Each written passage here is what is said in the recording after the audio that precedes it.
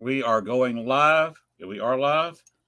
And we are recording live on Facebook. We are on YouTube. This is Network WLFEDB. We are live on Facebook Live. If you are a friend of mine, Lynn Dorman, or if you would like to watch on YouTube, it is SEARK, SEARKPS space Lynn Dorman. You can watch it there. You can also watch it on the WLFEDB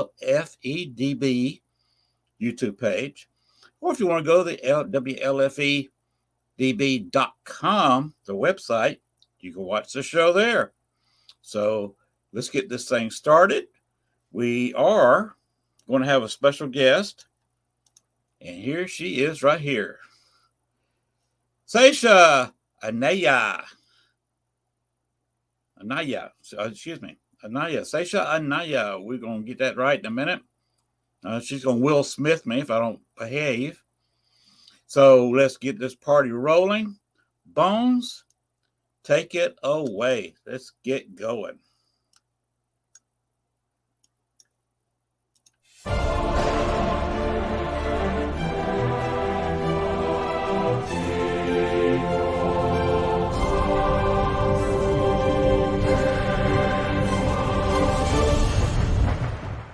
Warning, the following video contains strong language which may be offensive to some viewers and or inappropriate for children. The content within this video is intended for mature audiences only. Southern Fried Paranormal with Len Dorman featuring Bones. Catch us on Spotify, iHeart, iTunes, Spreaker, Facebook, Stream, and everywhere else you catch your podcasts. And of course, WLFE-DB.com.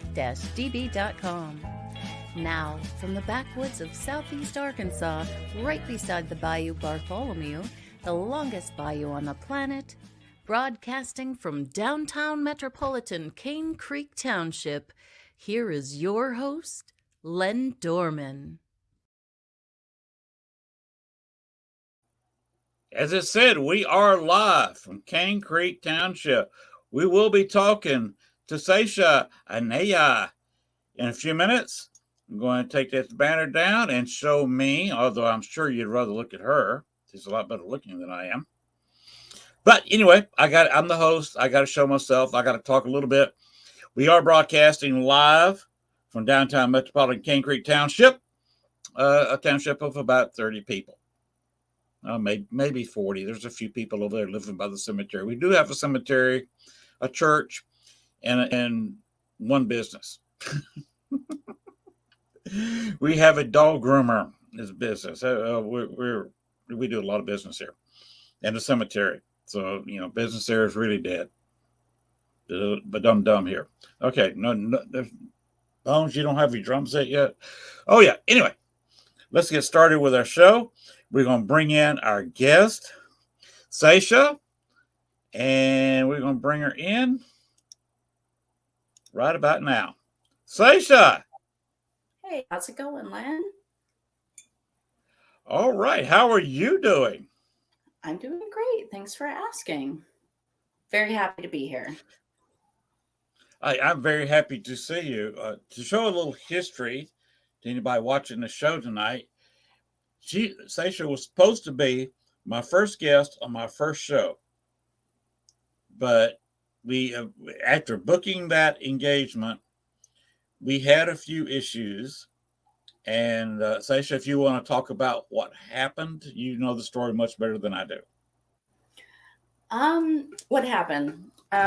Long story short, because it is a long story, I was brought into the doctor after having an industrial accident back in February of 2020 that caused me to have a surgery on my arm and some other issues. They saw something on my x-ray that they did not see before. It ended up being a tumor and or mass. It grew in over a year from about this big to bone, which then had to be removed and filled and put back together with plates and screws and bolts and all that Hellraiser style. I'm telling you, you look at those x-rays and you can see those big things going right through through the other side of my bone. It's wild. Yeah, it's been a kind of the doozy in a long line of really bad luck. Really bad luck. You know, I got a lot of good things going on in my life. Don't get me wrong. I'm blessed, you know. I have great friends and I have a beautiful place to live, but it does come with a price at times, and it's kind of getting out of control. So I might have to do something about getting some more, you know, professional help as far as clearing this house of anything I don't want it to have. Because, as you know, when you're surrounded spiritual energy, you don't want it all to go away. I mean, there's plenty of good energy. There's plenty of great spirits here that I enjoy communicating with. I don't want them all to go. I just want the negative stuff to go, because it's taking a toll on me. Yeah. Physically. Yes, it does. It does. Yeah. Mentally. Yeah. I can understand occasionally you have to run some things out of here because, you know, I just don't do my show. I appear in chat rooms and occasionally appear on other shows. And sometimes stuff gets stirred up, especially when the show I'm working with is doing Ghost Box live sessions. And you know yourself, you open up a Ghost Box, even when the Ghost Box may be 800 miles away. If it's going live over the internet, you don't know what you're going to get. Oh, yeah. Isn't it amazing? It is. It's very amazing. A lot of people don't realize it, but I've been doing some experimenting over the last few months, and have come to the conclusion that ghosts can go through the internet and move from one place to the other through the internet. Definitely. Yeah, you and I, we know that for sure, and a lot of our viewers do as well. And those that don't, now you do. I mean, we are providing this endless amount of energy, not only through ourselves and through our own interactions with the phones, but what it takes to power these phones, all these big towers and all of these electromagnetic waves. It's just feeding into everything. Not to mention, we're still in the I would say in the middle of a pandemic and possibly on the verge of a world war. You know, times are tough, and we are about that far. Oh yeah, from a world war. All it would take is one silly mistake, or That's Putin true. Putin get desperate, because if he launches a nuclear weapon against Ukraine, we've got to go in there, and more than likely we would go in there and annihilate the Russian army. And the second our planes start bombing the Russian army in Ukraine, Putin's liable to launch his missiles at us. Definitely. It doesn't help that for the past, well, since the new president has taken office, you know, those last 3 years basically pissed off every other country. I'm surprised we just have a big old target on us now, and insulting everybody. And, you know, people, USA isn't A-okay anymore like it used to be. No. Fortunately, our military does seem to have their stuff together much more than Russia's does. And yes. By the way, since we're talking about Russia and talking about things over the internet, I was on an internet show, started 2 a.m. my time, which is midnight your time, I believe, on the West Coast. And we were doing a live Ghost Box session. It's normal. We do that almost every Saturday night. But this was Saturday night, after the closing ceremonies of the Olympics in China.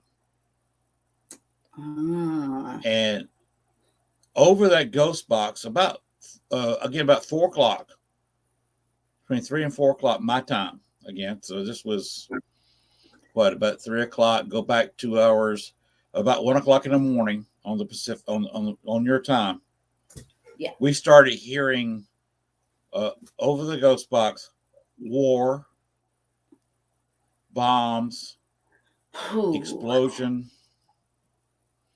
We heard Russia several times. that's I heavy. heard attack, and of course we found out later as this has progressed that Russia was using open radio signals. They don't have the complicated radio codes that we do.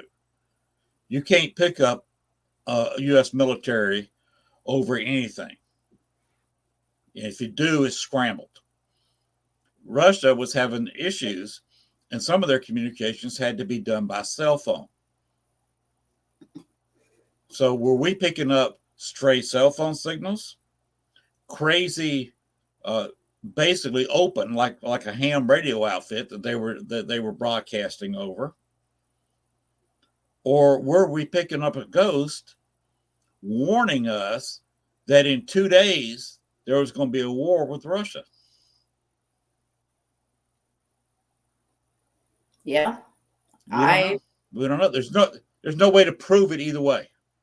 Either way. That's one of the things that make the paranormal And that's just amazing. incredible. That's Yes. incredible. Well, it's all theory. We can't prove. Yeah, we can't prove a damn thing. All we can do is just say what we got. That's true. That's true. I like it when that you can prove, though. Yes. Now, one question before we get started. You said you're drinking tea. What kind of tea are you drinking? I am drinking ashwagandha tea. Ah.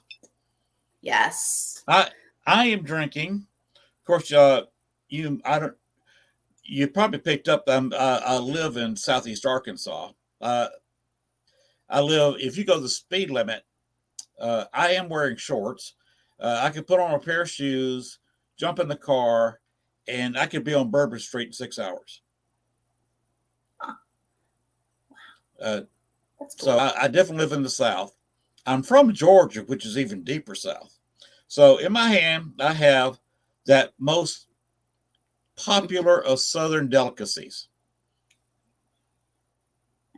sweet iced tea. Sweet. Love it. Like brewed on the back porch on a summer's day. Oh, yeah. Or brewed in the kitchen on a winter's day. But, Never. Can you tell everyone some of your experiences that you've had?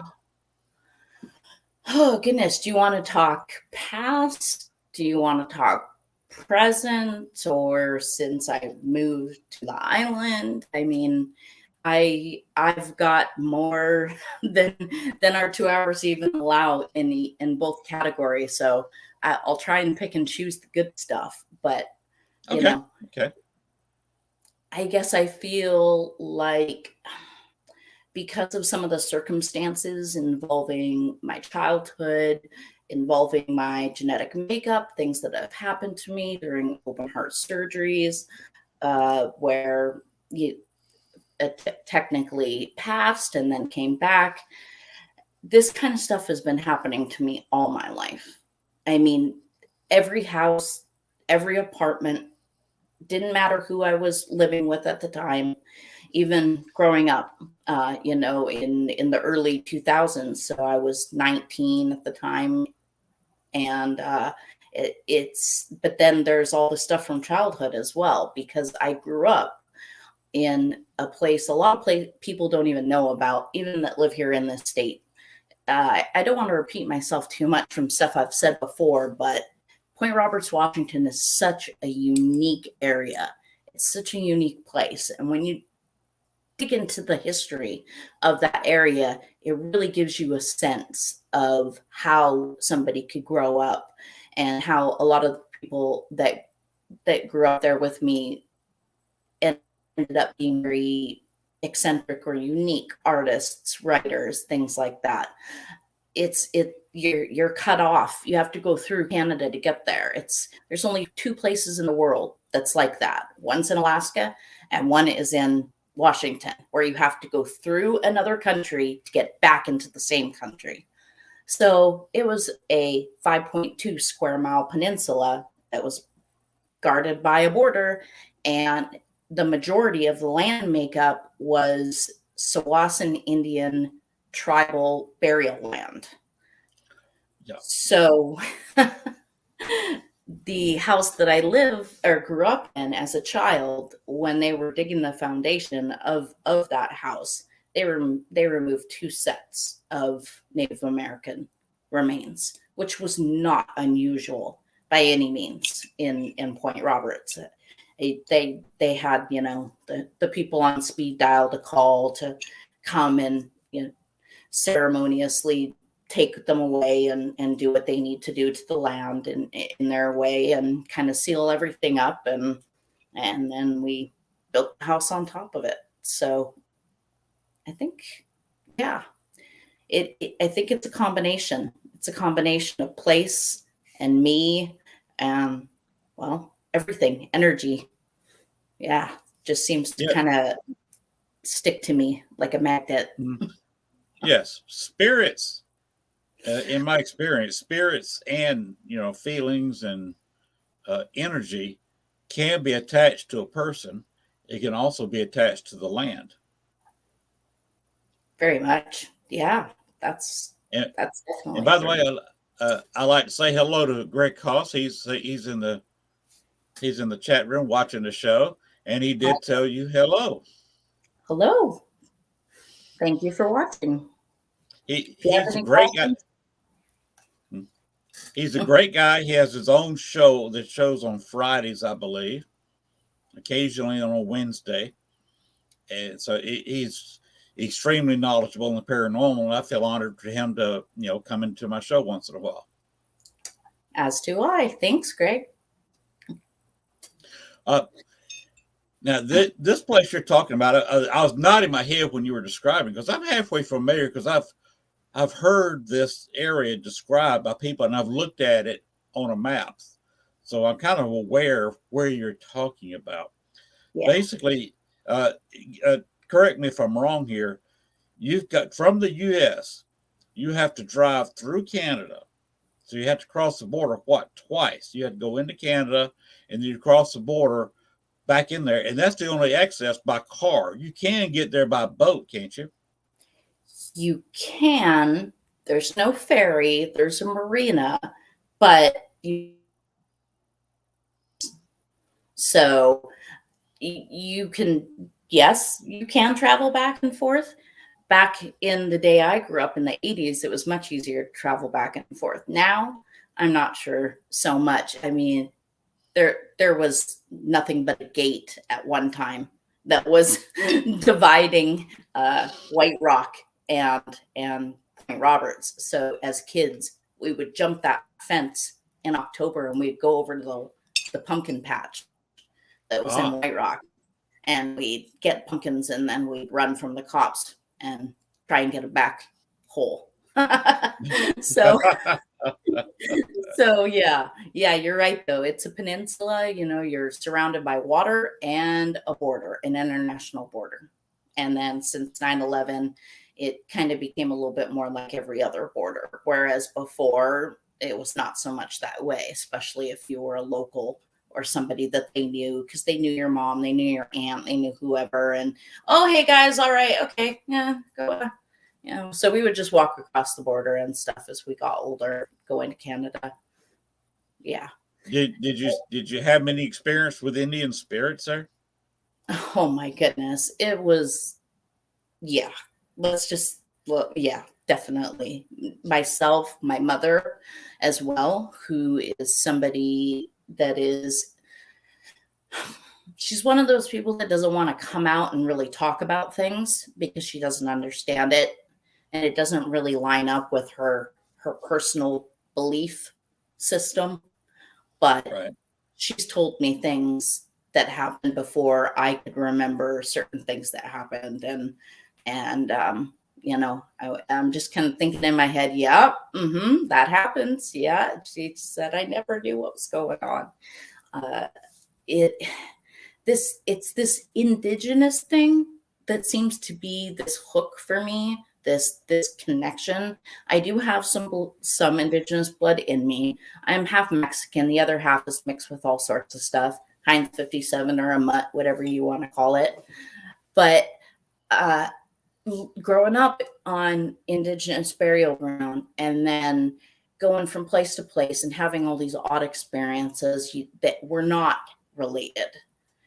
And then now living in Camino Island, which is essentially just a big Point Roberts again. I mean, we're not as secluded, or, we're not as distant. We don't have a border, but we're way out there. I mean, we're way out in the middle of nowhere, and this is all indigenous land. And the house where this house sits, there had been no structures at all on it since about 300 years ago when it was occupied by a whole bunch of Native Americans. What state is this island off of? Washington. Washington. So you're still pretty far north. Yes, I am. I've spent my whole life on this side of the country. I like it though. It's nice. It's beautiful. It's absolutely wonderful. I've never been there, and I probably never will. Oh, well, the wonder of the internet. We can travel anywhere visually anyway, and through video, we can travel anywhere and talk to people that are in different places. Mm-hmm. I guess that's better than nothing, right? It's better than our ancestors had it. That's true. That's true. That was really loud. Sorry about that, guys. That was really loud. Yes, this is okay. So getting back to this, kind of some of the newer stuff. Okay. Here. The one thing that a lot of people remember about me or my situation or about where I'm living is the fact that I dug up what were identified by a homicide detective as human bone in my crawl space room. When we first moved here, I thought it was very, very curious and odd that there was such a large, I mean, I've seen crawl spaces that were big, but this is, it's another room basically that they kind of cut diagonally, and then they turned half of it into this crawl space room. And then the other half is basically foundation. So very, very thick concrete. But this one room has no floor to it. It's been just kept dirt. So as you and I know, a lot of things stirring up paranormal activity is when you have a house that has an open spot to the ground that is not covered, that is just exposed. And then we also have a freshwater ravine that runs right underneath the property. So that helps as well. Very mineral rich water. And then, of course, the fact that, again, the last people that lived here were of indigenous peoples. And unfortunately, the way they lost their lives was a landslide. And you can still see evidence of the landslide if you go walk the private beach that is across the street. If you go down far enough, you can see where the hills have just shattered off and just fallen to the ground. And the energy down there, I'm telling you, wow, that's intense. So yeah, human remains, animal remains, and lots of treasures. This would be one of the newest. This is something you found. Yes, on the property. I have found countless, as I call them, treasures. I don't know if it was just past tenants or what. They were tossing things left and right off into the ravine. So when we move here and we start trying to, pretty up the land, and I'm doing landscape work before my surgery, there wouldn't be a nice day that I wasn't out in the garden or in the yard doing something. So I would keep coming across all these things, wind chimes, statues that are broken, a lot of angel statues with like broken feet and in like deformed faces and creepy stuff. Not really creepy, but it kind of looks creepy. But this Is that copper? it is. It's solid copper. Wow.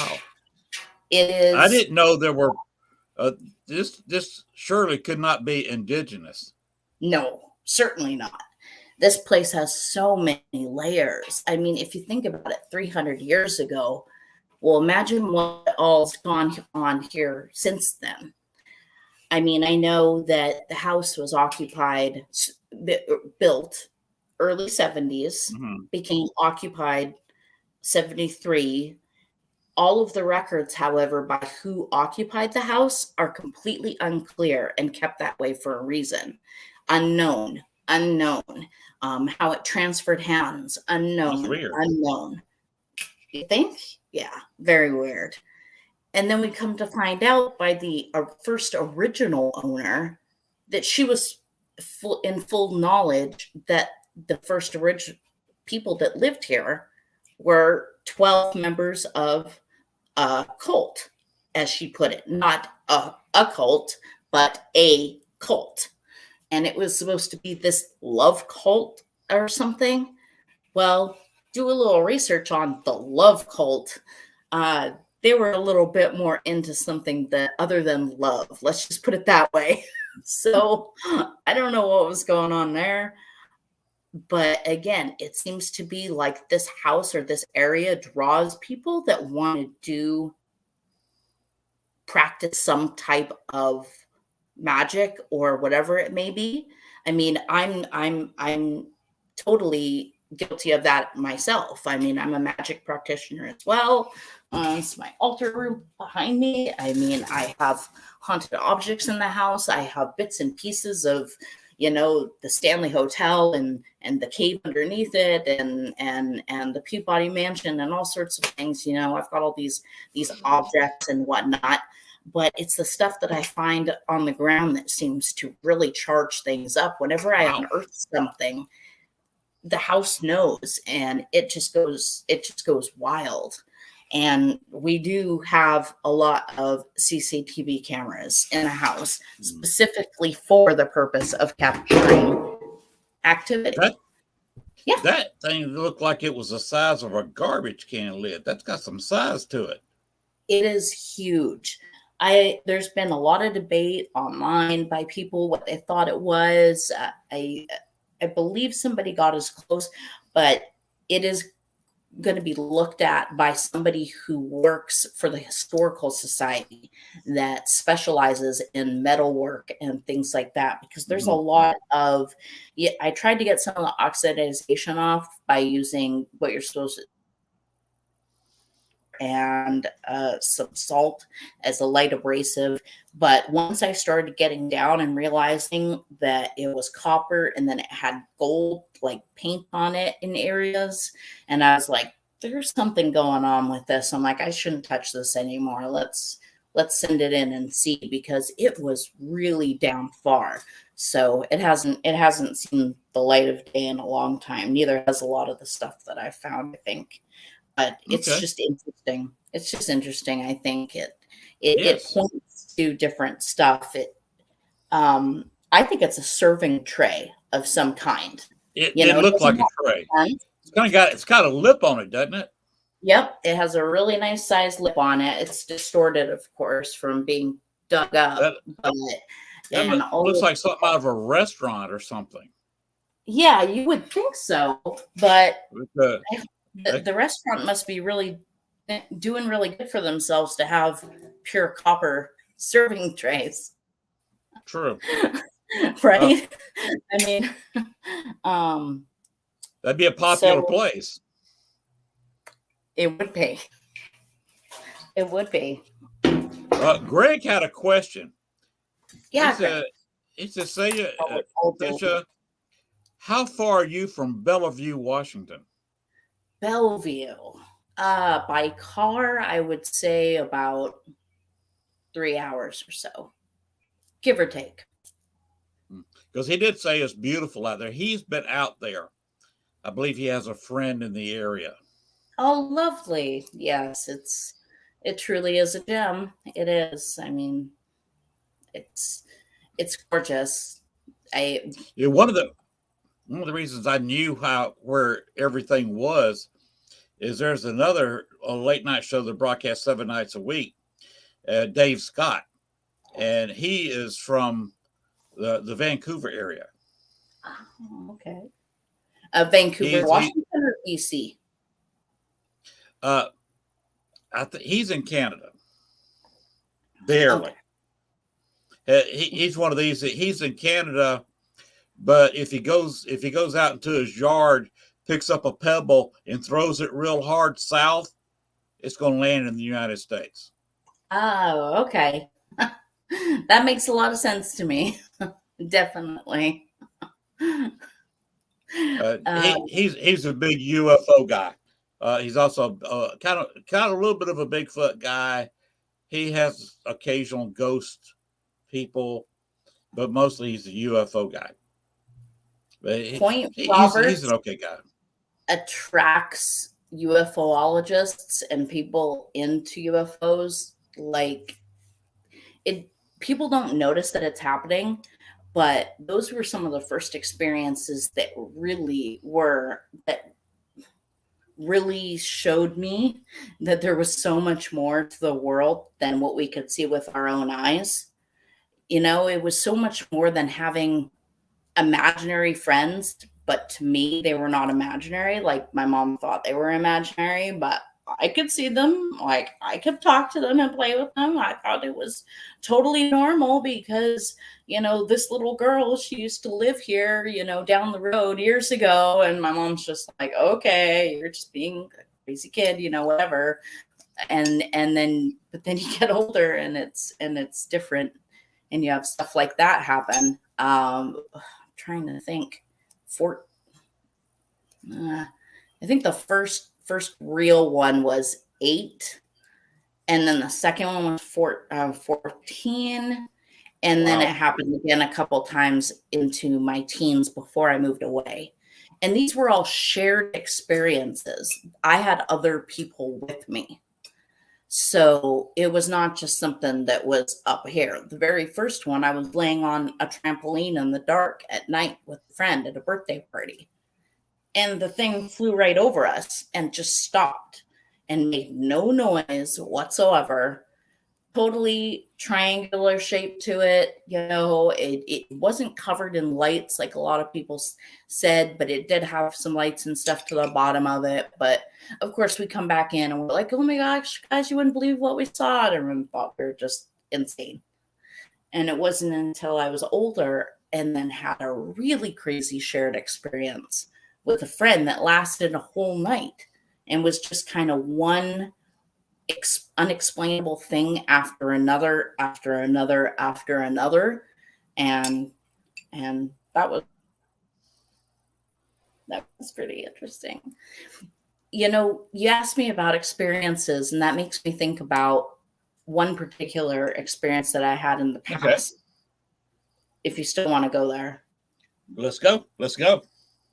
It reminded me of it because I was thinking about shared experiences, you know, where you have other people with you who are also seeing these things and are feeling these things. And for us, a lot of the time, we don't. A lot of the time, it's us alone, you know, and we're like, oh, okay, whatever. I have written about both of these experiences in my blog, so I won't make them too long. But the biggest one I would have to say was the small apartment in downtown Bellingham, when I was just downtown where? Bellingham, Washington. Bellingham, okay. Yes. Yeah, Bellingham, Washington was the most logical next step for all of us kids that lived in Point Roberts, because there's no school in Point Roberts. It's too tiny. So they would bus us all through those 2 international borders every day into Canada, through Canada into Blaine, and that's where we went to school. And well, there really isn't much in Blaine either. So the next place is Bellingham. So Bellingham's where I ended up. Okay. And I was living in a small studio apartment that was in a big brown brick building downtown, and it was not definitely not the nicest place. There were some yeah, some sketchy neighbors and things like that, and but I was just there to kind of, be by myself and kind of do my own thing. Well, it didn't take long into moving in there that it things just started going off the rails. I mean, I'm talking waking up in the middle of the night, and this place was old, like it had the old school radiators, the tap, you had to twist it, and I mean it wasn't like anything new where, something could easily motion activate it or something like that. I wake up and both the bathroom and the kitchen sink are on full blast. Both of the faucets had been turned all the way up. So water was just splashing all over the walls. It was absolutely crazy. And I was just like, oh my goodness.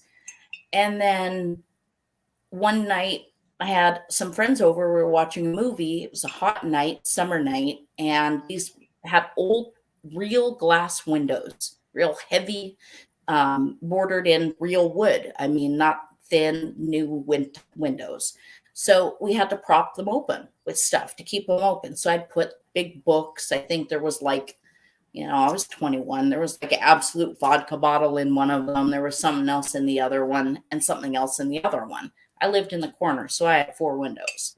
Well, we're sitting there watching a movie, and all of a sudden, all 4 windows just come slamming down all at once, just throwing whatever was in there off down into the alley and shattering all of the windows.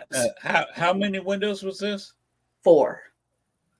4 windows slammed shut simultaneously.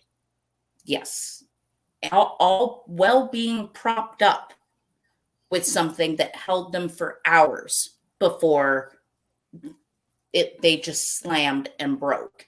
And then, of course, they tried to get Wow. me to pay for all the windows and everything. And I'm trying, of course, they're not going to believe me. I'm like, yeah, well, that room that you rented me is crazy haunted. So I didn't break those windows.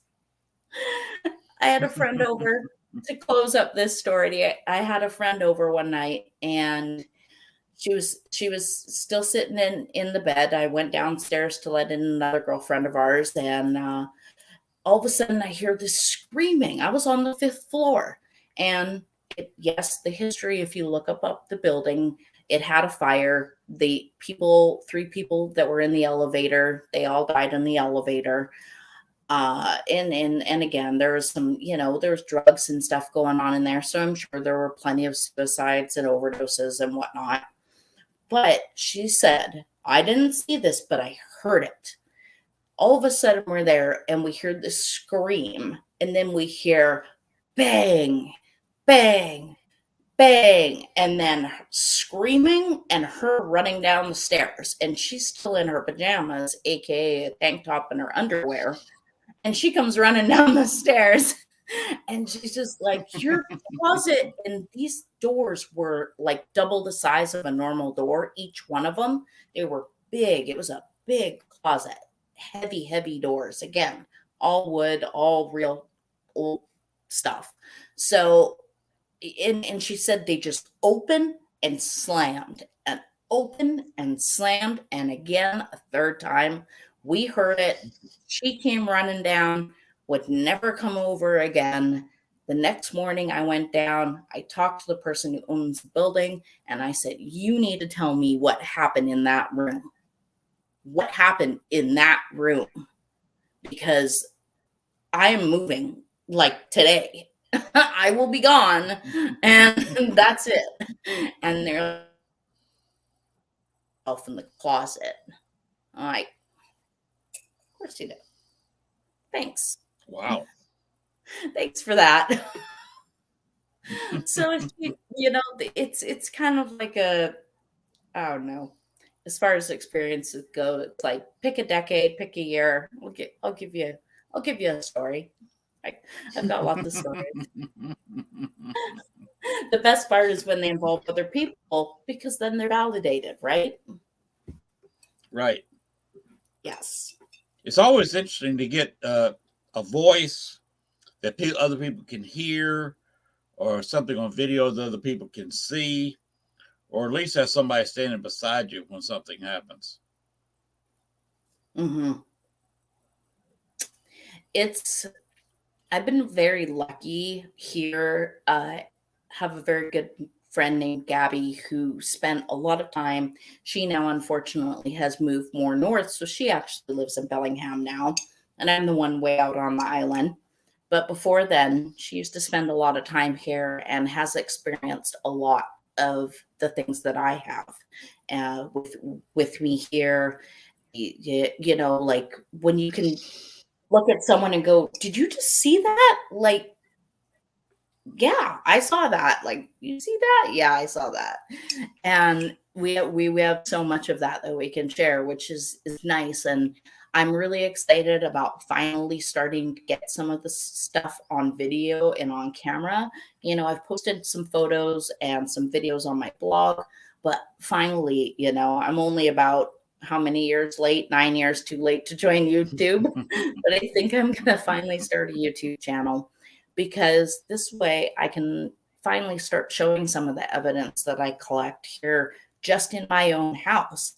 I love to go out and do other investigations, and that's something else that I've been doing out here is I offer up my services through Nextdoor, believe it or not. The Nextdoor app, it's like the app for, I don't know, older people to complain about like loud noises and people's dogs barking too much and things like that. But you can also offer your ads and services. I offer ads and services of coming to people's houses that are having paranormal issues and trying to communicate, figure out what's going on, and help with space clearing. Ah, Yeah. okay. You say you do have a YouTube channel now? Just put it up, just getting ready to start it. Like I said, I'm way too late. It's one of those things I just never did. But now people actually ask me to do it because they're reading this stuff or they're hearing this stuff. And in some of the cases I have evidence to go with it, which is great. What name do you have it under? I Yours? believe it's also, no, it's under X Paranormal Life. I also have an Instagram under that name, as well as a Facebook page. I kind of was lucky to grab X Paranormal Life because, like my name, Xesia X hyphen Paranormal Life. And like my photography is X hyphen photography. My paranormal photography is X paranormal. So I'm kind of keeping with that theme, and it seems to be working well for me. Although I'm just now starting all these platforms on all these platforms. Everybody else has been posting stuff for years and years, and I've just kind of been talking about it. So it's time to start showing it. Because the photos, I don't know if you know the ones I'm referring to that I posted on my blog, my first time I ever caught an apparition on camera, those photos have gotten so much attention that that's where I get a lot of messages asking for more evidence. And now the house is decked out in a whole bunch of new cameras. I even have a camera down in the crawl space room now. Okay. Which is a lot of fun. I can imagine. You know that in your area, back before Columbus came over here, there were several voyages in the early 1400s from China. And we're talking about some major fleets. Some of them were over 1,000 ships. Went exploring for many years. And a couple of the fleets actually came by and sailed up our west coast and were trading with the Native Americans. And they've actually found a couple of those old ships. They're on the west coast. where they'd hit and sank, and the Chinese were stuck on the west coast of America. Have you heard anything about this? It rings a bell. It definitely does, because when I first moved here, that is what I did. I went and spent time at the Historical Society, time at the library. I love learning history about where I'm living and about things like that. However, I wasn't researching exactly what you're talking about. So no, I don't know exactly what you're saying, but some of the past history of Camino Island, just basically how the island was formed in itself is extremely interesting. So that's really that's something. How was it formed? We have a lot. Oh, so okay. So we have all of these huge glacial rocks all over the island, and we're talking, we've got a pretty good elevation. I don't want to start spurting out random numbers if I don't actually know the number, because that's stupid. But a high elevation, to think that was down at water level at one point, it really kind of takes you back and makes you think about how much the world around us has evolved in the years that came before we did. And so I was looking at the composition of the soil makeup, because I love to garden, and I couldn't get anything to grow. Nothing will grow here, because it's all clay and rock. It's all clay and rock. No topsoil. Hardly. I have this photo. It's grass and a whole bunch of rocks, and it's taken right in the middle of the lawn. And it's like, this is Camino Island grass. It's like rocks with some pieces of grass coming out through it.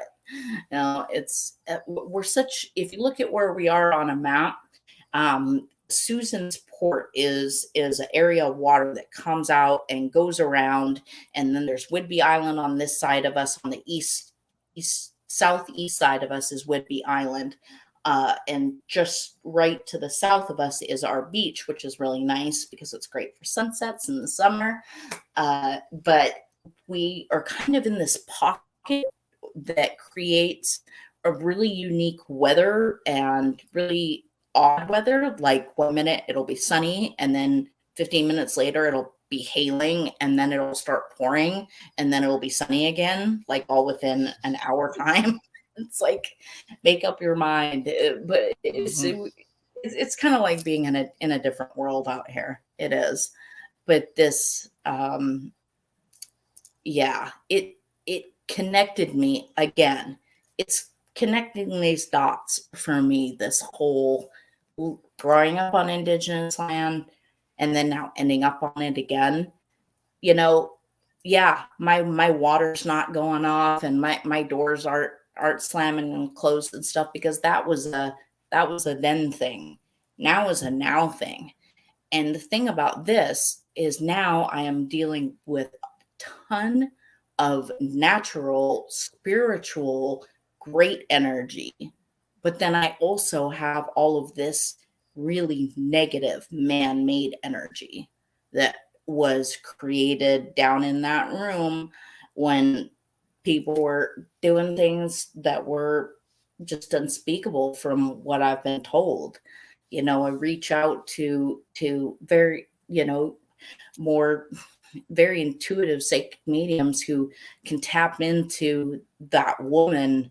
It's a female bone, which we found out, but and know that her last moments were nothing but fear and terror, and to know that happened in the house that you live in, it creates this kind of butting heads, if it makes sense to you, when it comes it does to energy. It's like, because you want to create a safe space for all of those nice ones that we were talking about. Yes. But how do you deal with something that is so much older and so much stronger than you are? Well, what I've learned is I can't really. I just appease it. So I give it offerings, and it seems to help a lot. Just my 2 cents on that one. Oh, well, I understand completely. But look up Chinese fleets to North America in the 1400s, and you should get all the information you want to know on those Chinese fleets, where they may have landed, and definitely where the remains of those big Chinese ships have been found. That would be very interesting. So that's in your kind of close in your area. Some of it's in California, some of it's further up the coast. So that's definitely your territory, and maybe something you want to look into. Yeah, that's striking a real chord with me, because one of the things that really drew me to the house, other than the fact that it looks just so unusual, let's say, in a beautiful way, I know you've seen photos, but to try and to explain it to people that haven't seen photos of the house, was built by somebody with a really fantastic imagination. They were definitely an artist. There's over 9 different roof angles. We have 42 windows. The way 42. yeah, they're everywhere. That's a They're lot of windows. everywhere they could put a window, they put a window. There's skylights everywhere. There's hardly a right angle in the house. Like this wall and this wall are one of the only 2 right angles that there are. Everything is it's very odd, but it's really cool. But outside, one of the first things that grabs your attention, other than the look of this unusual house, is there's all of these blocks, these cement blocks that adorn the house. Now, what's interesting about them is that they're only at the front, or like the entrance or the exit of any door, even the garage. And there are these cement blocks that have been put in, and they have all these like symbols in them.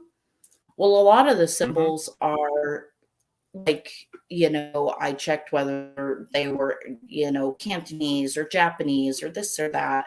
I tried everything trying to figure out what these symbols mean. You figure, oh, it's going to be luck and happiness and joy and things that normally people would put into their walkway coming up to the house. But after finding out what a couple of them were, there's actually a lot of protection symbols out there, as well as red brick barriers that I unearthed. And well, they could have been something else, but why else would you have like a wall of red brick like right on the walkway up to your house? That doesn't seem very functional. I'm like, it seems like they're more like borders to me, but that's just my thought on it. I don't think I'm the only one that's been battling what has gone on here, because, well, there's one reason why we get mail for 9 different people that don't live here anymore. And 9 people. Yeah, in the span of 11 years, that's how many tenants there's been. We're the only tenants to have stayed longer than a year and a half. Been here 4 years. Oh, here on the bottom of the screen, you can probably see it. This is a website. Oh, there it is. Yeah. Cool. Thank you. That'll get you started. There's more information on Wikipedia. There's been some books about it. Some people absolutely deny that the Chinese discovered America before Columbus. Some people said, okay, there's a wrecked Chinese ship right here. What, are you telling me they didn't come here? What's this ship? You think the Native Americans built this? So there's a good amount of argument, and the more you research, the more arguing and drama and etc. you'll see. But it's an interesting story, so you might want to look into that. I will. Thank you for Thank you for that. I love to read stuff like that. I really do. It's history is if you're going to do the paranormal, you've got to be a student of history. Definitely. It is so important. And it's a step that a lot of people completely skip. You know, they see some, you know, it may be maybe even a little bit more on the line of urban explorer slash, you know, paranormal investigator. It seems to be quite a hip thing nowadays, don't you notice? My TV sure says it is. There's a lot of ghost hunting shows and things like that, you know. I mean, and then of course you can talk about who you think is best or whatever, but it's the history, and it's the ones that Ghost Adventures, you know, they really get into the history. I like that. I like that a lot, because the history is what you're dealing with. I mean, we're dealing with things of not of this time, so you need to know the history. It's important. It's important. Mm-hmm. You're absolutely right. Question. You what? I had a question. I keep looking at it, and I've been wanting to ask somebody else who does paranormal investigating and or that type of thing. Have you ever used a, what do they call them, photon spear?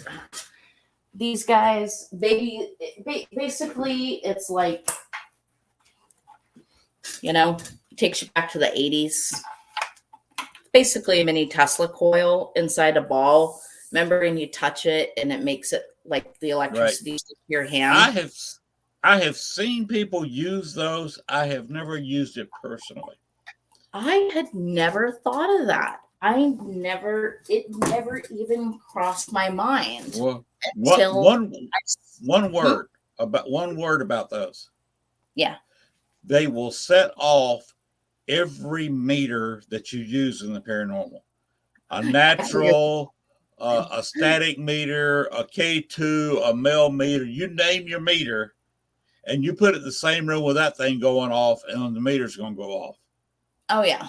That's fine. That's fine. What interests me is the idea of using it kind of like just a communication tool, divination tool, in the way of asking it to, you know, move, to possibly even touch it themselves and move the energy, because you'd be able to actually see it. And I don't know, I came across this article about those things, and it just kind of popped into my head. And then of course I look and I see, well, lots of people are using them for that reason. So I thought I'd give it a whirl. I actually think I'm going to give it a whirl later, because you've heard of these devices that spirits can use to get energy. Right. You know, you plug them, and this can operate in place of that, because it does have a discharge of energy, and spirits can pull energy from it. So it might actually, going off in a room, as long as you keep your meters out of there or just ignore them. Yeah. It might bring a spirit in there that may need a little boost of energy, and may get them started talking or, interactive with you. That's what I was thinking, you know, kind of working as like, an EF pump, you know, like helping pump up the electromagnetic energy. Exactly. In the air. And I always like to try and provide as much as I can around me, so that they don't completely drain me. And I'm very careful about offering to use my energy, because, and that's another thing I see a lot of people freely allowing, which I think they should think over a little bit more before they do that. Because once you give that permission, sometimes even if you don't give that permission and they start draining you and start using your energy, it can, as we know, it can sometimes not be a fun ride for the person involved. And I've had that. Now we have reached the halfway point in our show, so I need to run a little bit of advertising. This is I'm just trying to help people out here. I'm not actually getting paid for this, but I need to go ahead and do it for a second. What I'm doing is I'm going to throw it up here.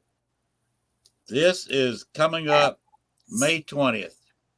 The Ohio State Reformatory Parapsychon 3, May 20th through the 22nd. And there's the website right there, www.parapsychon.com. Check them out. You see the lineup they've got there. I see my old friend there, Dave Schrader, and the Ghost Brothers, and several others. And they're going to be there. Check them out. And we have another one. This is going to be July 28th or 23rd, excuse me. Woodbridge, New Jersey, the 8th Annual New Jersey Prayer Unity Expo. Chip Coffee is going to be at this one. He's going to be at the other one. Ghost Brothers is going to be at this one and the other one. Dave Schrader is going to be at this one and the other one I threw up. Dave Schrader, I don't know if you know him or not. He's got a show on YouTube. Look him up. You'll see all kinds of stuff that Dave Schrader does. He used to do Darkness Radio. If you've ever heard of Bachelor's Grove Cemetery, it's one of the most haunted cemeteries in the United States. He knew that I'd had an experience in Bachelor's Grove, so he interviewed me to be played on Darkness Radio later on location. And that is very creepy, talking about a paranormal experience you have, and you're standing in the exact same spot where you had the experience. Dave Schrader's a great guy. I've heard the Ghost Brothers are cool. Amy Allen's going to be there. I've heard she's nice. Chip Coffee, I've heard good things about him. I don't know about you. But they're going to be at both Paracons. So check them out. One's in July. The other one is in May. So go to the websites, check these guys out. And like I said, I try to give voice to all these Paracons because, you got these people. If you want to go meet Chip Coffee, let's say, you've got two chances in two different locations. Go talk to him. I'm sure if he's standing there, he will probably give a talk. And if you walk up to him, I know he will be nice to you. If you want an autograph, you just want to say, hi, I saw you on TV.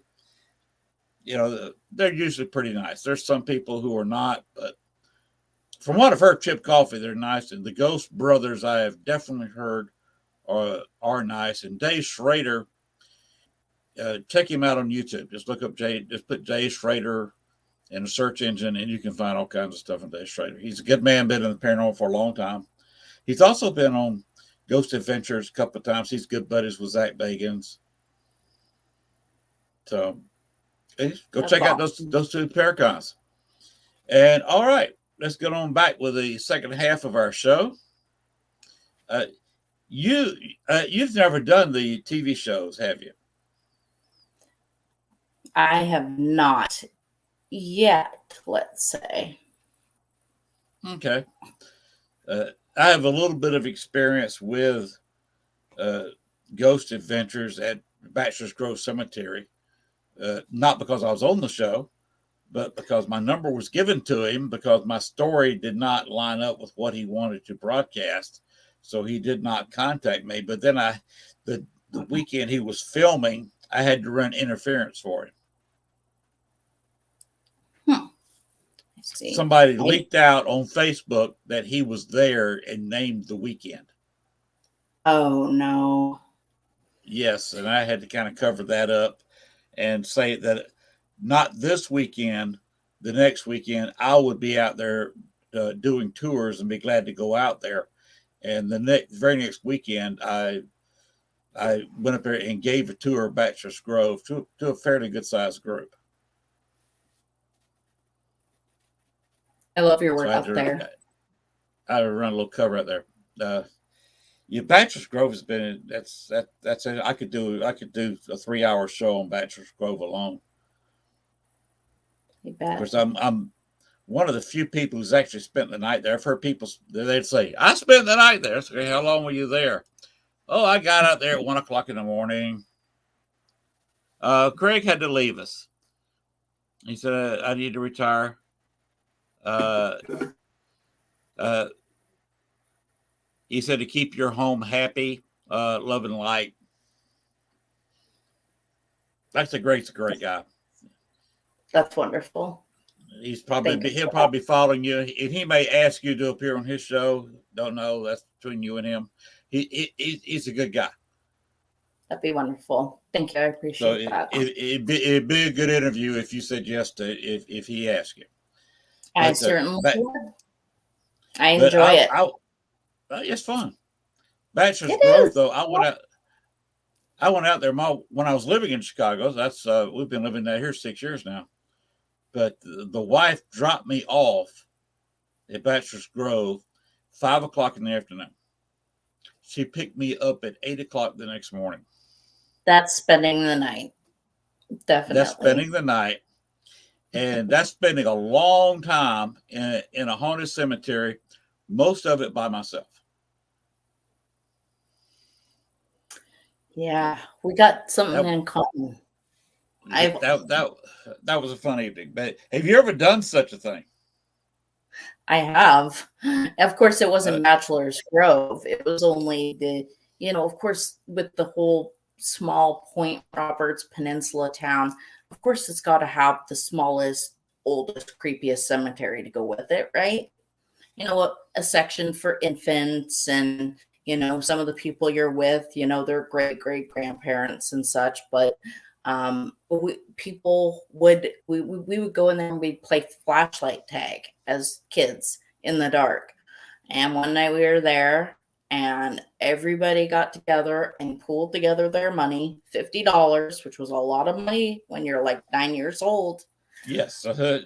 Anybody that will spend the night and sleep in the graveyard and all you get is a sleeping bag and a flashlight. Of course, this was long before the day of cell phones or anything of the such, but that was my first experience.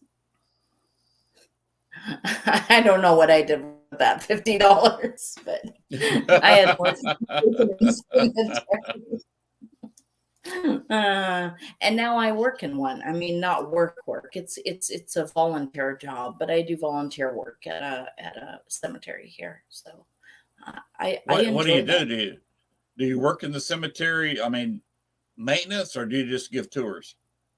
I'm helping with restoration and taking and doing photography of graves after they're spruced up and such, because the cemetery is a little unusual. It's out here. It was the very first and original cemetery that was ever on the island.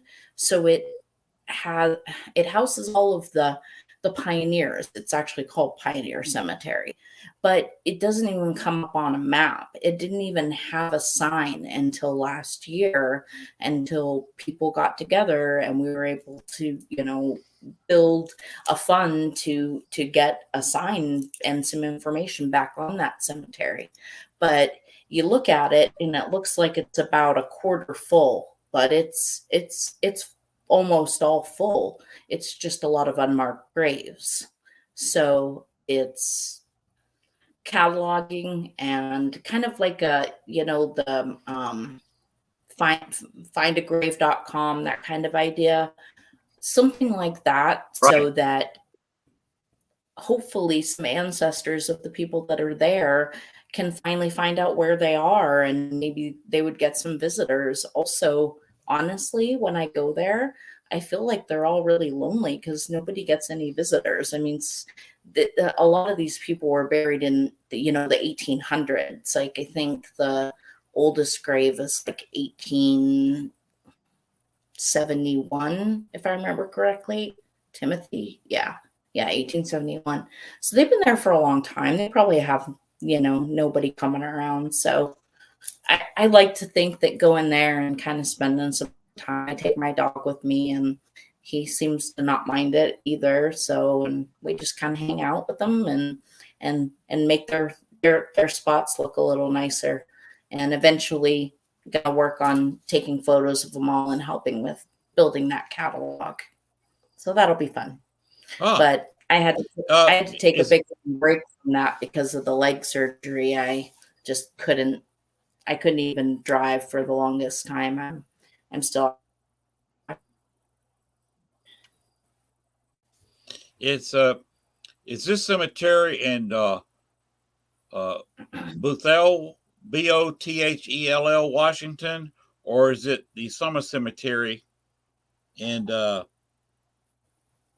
Mukilteo, Mukiteo, Washington? No, it's neither. The first one is Bothell, or if people Bothell. that live there, they call it Bothell. Okay. That's how it's spelled. It is spelled Bothell, yes. The other one is Mukilteo. Neither. It's actually in Camino Island, but like I said, it doesn't even come up on Google. So really, and I found out why. I had to go to the local funeral parlor and talk with them and sit down and speak with them about the cemetery because I was trying to find out who owned the property so that I could start doing some more stuff, and so when I'm there, and they explained to me that the reason why it has gone to ruin and there's no name, there's no nothing, nobody's been buried there in a long time, and there's all these unmarked graves, is because the people that technically own the land are all dead. So there's nobody to do it. They had no committee, they had no anything, or they're dead too. So it's just sitting there. You're kind of taking care of the place now. Well, I'm not alone. There's other people that are doing it. It's technically it's called the Island County Cemeteries Project. So, but they were looking for a photographer, somebody with photography background, which I have, and so that's where I stepped up and I was like, hey, I love it. I love being in them. I don't mind. And they're like, oh, that's funny. We've been trying for years to get somebody to do it, but nobody wants to spend all day in the cemetery. It's right up my alley. I'll take it. Yeah, you have experiences on both sides of the camera, I believe. I do. Yes, I do. So you did some modeling for a while. I did from, goodness, trying to remember. I think it started in 2009 and up until I moved out here. Yeah, it was a fantastic time. It was a lot of fun. Certainly not opposed to it again in the future, but now I just feel a lot more. I have a lot more fun behind the camera now because there's so much more you can do than just even taking photos. I'm really into macro photography and starting in astrophotography. Of course, although that's an expensive hobby though. But being able to, go take moon photos and things like that. I like to do that on the lunar phases and play around with that, as well as I do product photography for local companies here because the island is full of artists. So helping them share their work, whether it's on their Etsy page or whatever, help them sell their products. That's the kind of community it is here. You help each other out. So I really like that about it. Okay, cool. Yeah. I guess you were just a gold mine when you volunteered for this to them. Yeah, well, hey, everyone's got their spot, right? Somebody's got to do it. Yeah, it's kind of like I was at Bachelor's Grove. There was 2 or 3 people doing tours. We go out there on a weekend. Sometimes I would lead on a busy weekend during the spring or summer in Bachelor's Grove. I'd lead 6, 7, 8 tours around. Different groups of people would come in. So That's sometimes I'd walk out of there just completely hoarse because of all the talking. all the talking. That's awesome. Well, it's certainly a place that's on my list. I know that. I have a wish list of locations quite long. Well, Bachelor's Grove is not as haunted as it used to be. Yeah. It's partially one. It's people aren't coming out there anymore because it's not in the forefront anymore. And with fewer people coming out, you have less energy because the place has no electricity anywhere near it. It's hard for the spirits to recharge in the area. That makes sense. Also, the forest preserve surrounds it, and the county owns it because the same situation with your cemetery. The owners had died, and they left it to the county. The county wants to deny ownership so they wouldn't have to have liability insurance on it in case somebody got hurt. But they finally stepped up. They put some cameras in there, and they're watching it closer because the place just used to be tagged. Every headstone in there was tagged with graffiti. Oh no. And of course, this creates a lot of negative energy. So now they're keeping tabs on it, and they're not allowing it that much to go on. And as soon as something like that happens, they get it cleaned off in a hurry. They're trying to keep the locals out, which used to be just a rite of passage. Once you're at 16 or 17 years old, you got to go over there and kick over a couple of gravestones in Bachelor's Grove. That just seems to be what everybody had to do growing up. And they're trying to slow that down. And they're also, they allowed it to grow up. And they discovered that if they wanted to keep track of people in there and stop people from going in there unauthorized, that they were going to have to cut the grass, because if you've got an acre of 6 and 7 foot tall weeds, you can hide a regiment of Marines out there dressed in camo, and you would never know they were there. Yeah. Huh. So they're keeping it cut down now, and a couple of prominent spirits during the daytime. I didn't cross them over, but I moved them along. There was a child there that was stuck. Of course, didn't know any better, and I helped free her up. And just told her mother that used to come in the cemetery all the time, move on. You don't have to go to the other side. You don't have to go into the light. But in your lifetime, I studied some of her life through history, that she didn't get to travel that much. I said, go see the world. Go see New York. Go see Los Angeles. Go see Miami. Go to Paris. Go to London. See the world. Yeah. And where she used to come to the cemetery every night right at dusk to pick up her daughter and take her away before the kind of worst, kind of evil type spirits came out at night. They come in there, they may play a little bit, but they're not there very much. They're actually doing what I suggested, seeing the world. Oh, that's great. This is a child that died and was buried there at 11 months and 4 days old. It was their firstborn child that died in 1865. Oh, how tragic. She's buried there because the family, her husband there's a nearby city of Orland Park, and he founded the town and was the first mayor. And of course, they got some land set up for a cemetery. But the cemetery wasn't ready for burials till 1869. So he had, of course, bought a family plot there. And that's where he and his wife and several other kids are buried.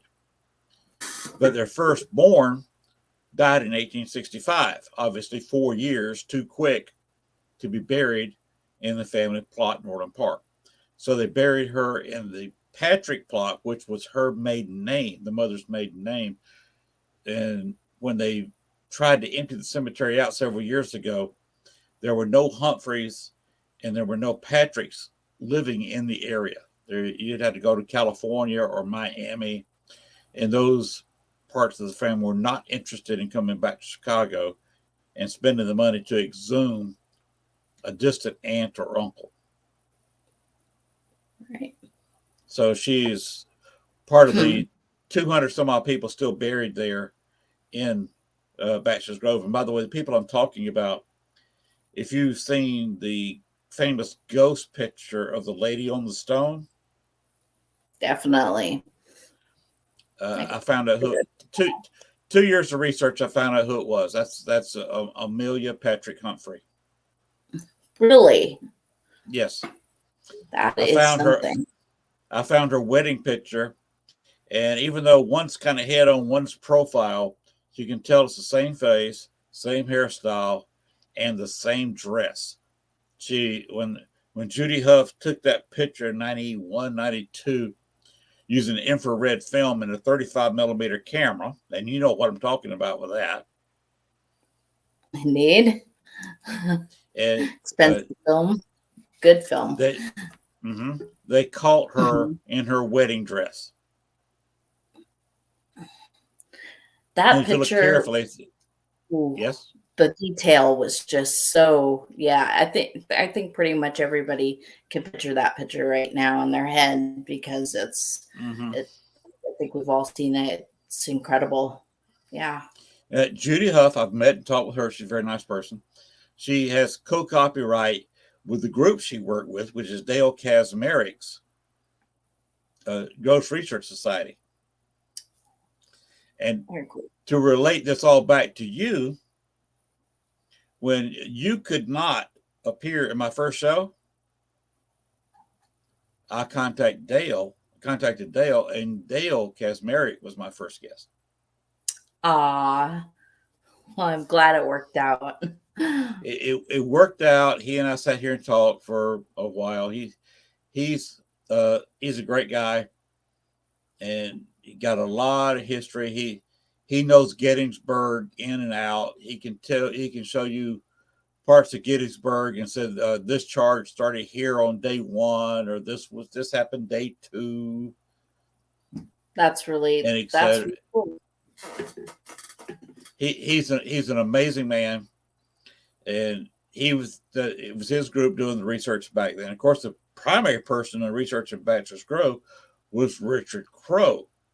He's the godfather of paranormal in Chicago. Now, Dale's been in it since 1972 or 73, when I was still in high school. Kind of tells you how old Dale is. I'm 65, and he's older than I am. He was in the paranormal and appearing on local TV shows and local radio shows my sophomore and junior years of high school. Richard you're Crowe. still young.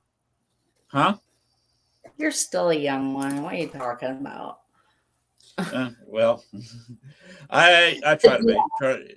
Young is how you feel. Yeah. On a rainy day like today, I feel old. The wife is feeling a little bit older. She's 6 years younger than I am. And Monday, she's got to do back surgery. She is having 3, 4, and 5 fused in her back Monday. Oh, goodness. Well, yes, I sending my care and love and well wishes that everything goes great. I know it will. No, thank you. I'll pass that on. I'll pass that on. But Bachelor's Grove, I think you can take it down your list a little bit, because it's not as haunted as it used to be. Yeah. Okay. I'll take that. I'll take that advice, because you would know. It used to be a big portal area.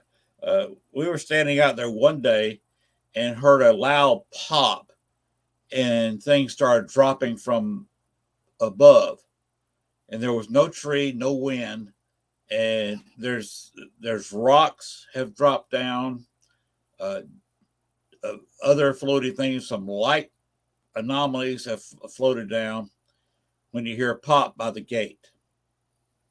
And by the way, if you go on my Facebook page, that picture of me with my arms outstretched, was taken across the little path that goes down to the cemetery from the main gate. Ah. That was taken right out, just a few yards right outside the entrance to Bachelor's Grove Cemetery. You know, when you started talking about Bachelor's Grove and about how it's not as haunted anymore because it's not getting as many visitors and the energy, I had this epiphany. Of course, I was certainly listening to you, but it made me think to kind of bookmark something in my mind, and something about the cemetery that I work at, and trying to think about how such an old cemetery could still have a lot of activity, because it does. Well, it is literally a stone's throw away from a children's playground. So it's got all the good energy it needs just pumping through there. Yes. Guests and having to tell others no and that kind of thing, you know, when you're constantly having to set boundaries, because as we both know, that is the number one most important thing, setting boundaries when you kind of have this spiritually charged home. Speaking of portals, there's, you know, it's a lot of people, you know, they say that the door, or, you know, a portal or a gate or whatever it may be. And for me here, it feels like a revolving door.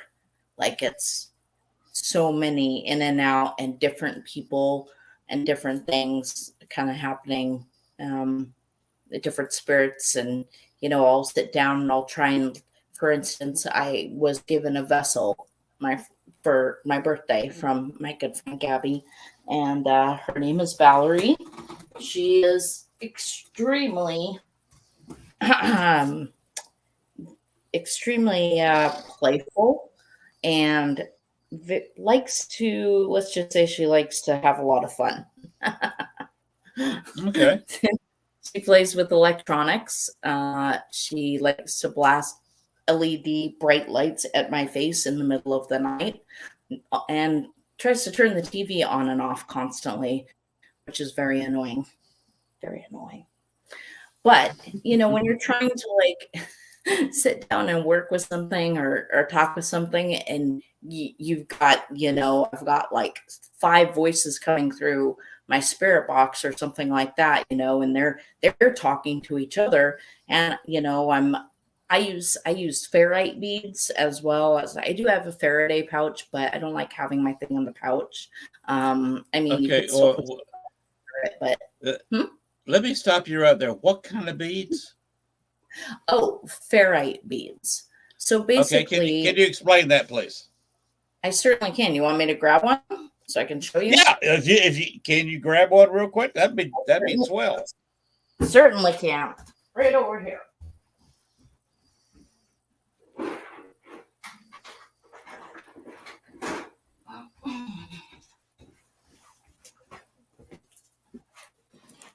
Okay, so ferrite beads are these little snap-on guys that you can put on top of any kind of antenna, or anything on any device that you use. You know, I've heard of some people always use their antenna on things like a spirit box. This is the SB7T. That's an SB7. I can recognize it.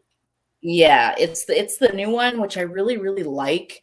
The temperature detection thing kind of gets a little distracting for me, because they don't need it anyway, because the meter that I use has temperature on it. But I like the 100 millisecond sweep rate, which is fantastic. But, you know, I've heard people even taking their antennas off. Well, basically, it's the same concept as a Faraday pouch, which helps block electromagnetic interference. So when I have the antenna, if I want to continue to use the antenna, I can cover it with the ferrite beads, and I have something that attaches it to them, so I don't have to worry about them falling off, and it helps block out any kind of distortion. And so it really, really helps me get much clearer voices when I'm working with it. Okay. So I really like that. Has it got a battery in it right now? Yeah. Oh, wait. Because you're not supposed to keep your batteries in all the time. It's not good for it. But yeah, I do have some in here. You know, earlier when you made a comment about using spirit boxes and things like that, and how that itself is kind of an invitation and opening yourself up to it. You got to open and close it. I sleep with one next to my bed. I have a meter and a digital recorder and this guy next to my bed because it never stops.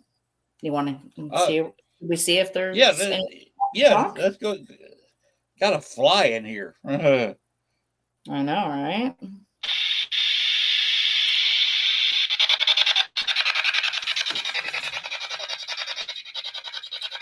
Hey, everybody. We've got some people watching. Would you like hi?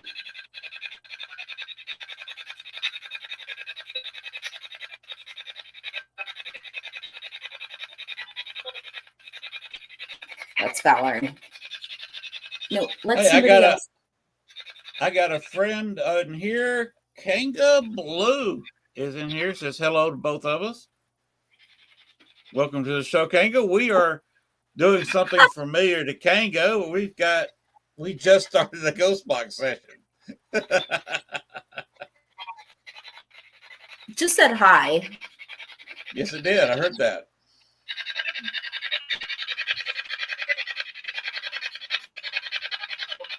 All right. Well, you guys have the floor. Do you want to say something?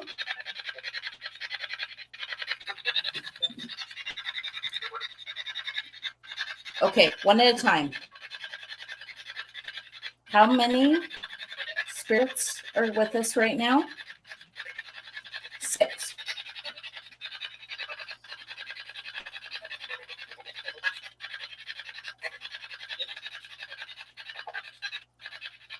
Sounds like all 6 trying to talk at once. Can you turn the volume up just a little bit? I certainly can. I don't have an external speaker hooked up right now to it because I thought it would be too loud. Can you say hello again?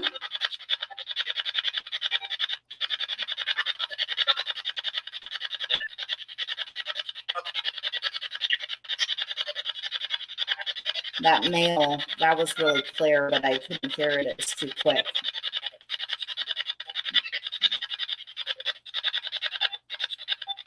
Is this something you normally do on your show? Have people bust out a ghost box or something? Kanga, who just came into the room, they came into a lot of Rob Hernandez shows on Saturday nights and on Wednesdays. And that's what he specializes in, is doing ghost box. And I have done some on this show. That's funny. When you said, oh, we're jumping forward to the ghost box session, I'm like, oh, I didn't know this was part of it. We were talking about equipment and things, and you asked about the beads, so I had to grab this to show you where the beads went. Well, how do you feel about psychomantiums and having them in your house on purpose? Psychomantiums. I'm gonna have to plead. I'm not sure about that. 2 mirrors facing each other. Oh yes, I've heard that's a no-no. And Kanga, what we were using was I guess we're done right now. We were using an SB7. It's the SB7T, actually, but yeah. As far as Kanga, as far as you've missed much, you missed an hour and a half of the show. We've been talking this subject and that subject. So, but where were you headed? Who, me? Yes. Are you talking to him? Okay. No, I was talking to you. Where were we headed? Where were we headed before we started talking about equipment and stuff. Oh, about The mirrors. Oh, that was after, but yeah, the mirrors. Having a psychomantium in your house, having mirrors, looking into each other, purposefully for the reason of opening a portal. Not like I need a third one, but yeah. I don't have 2 mirrors, but I do have one. There you go. And that's it gets kind of bright there with the screen. If you go up, that's the black light, the ultraviolet lights that I have in the ceiling. Nice. And so I do have the one mirror.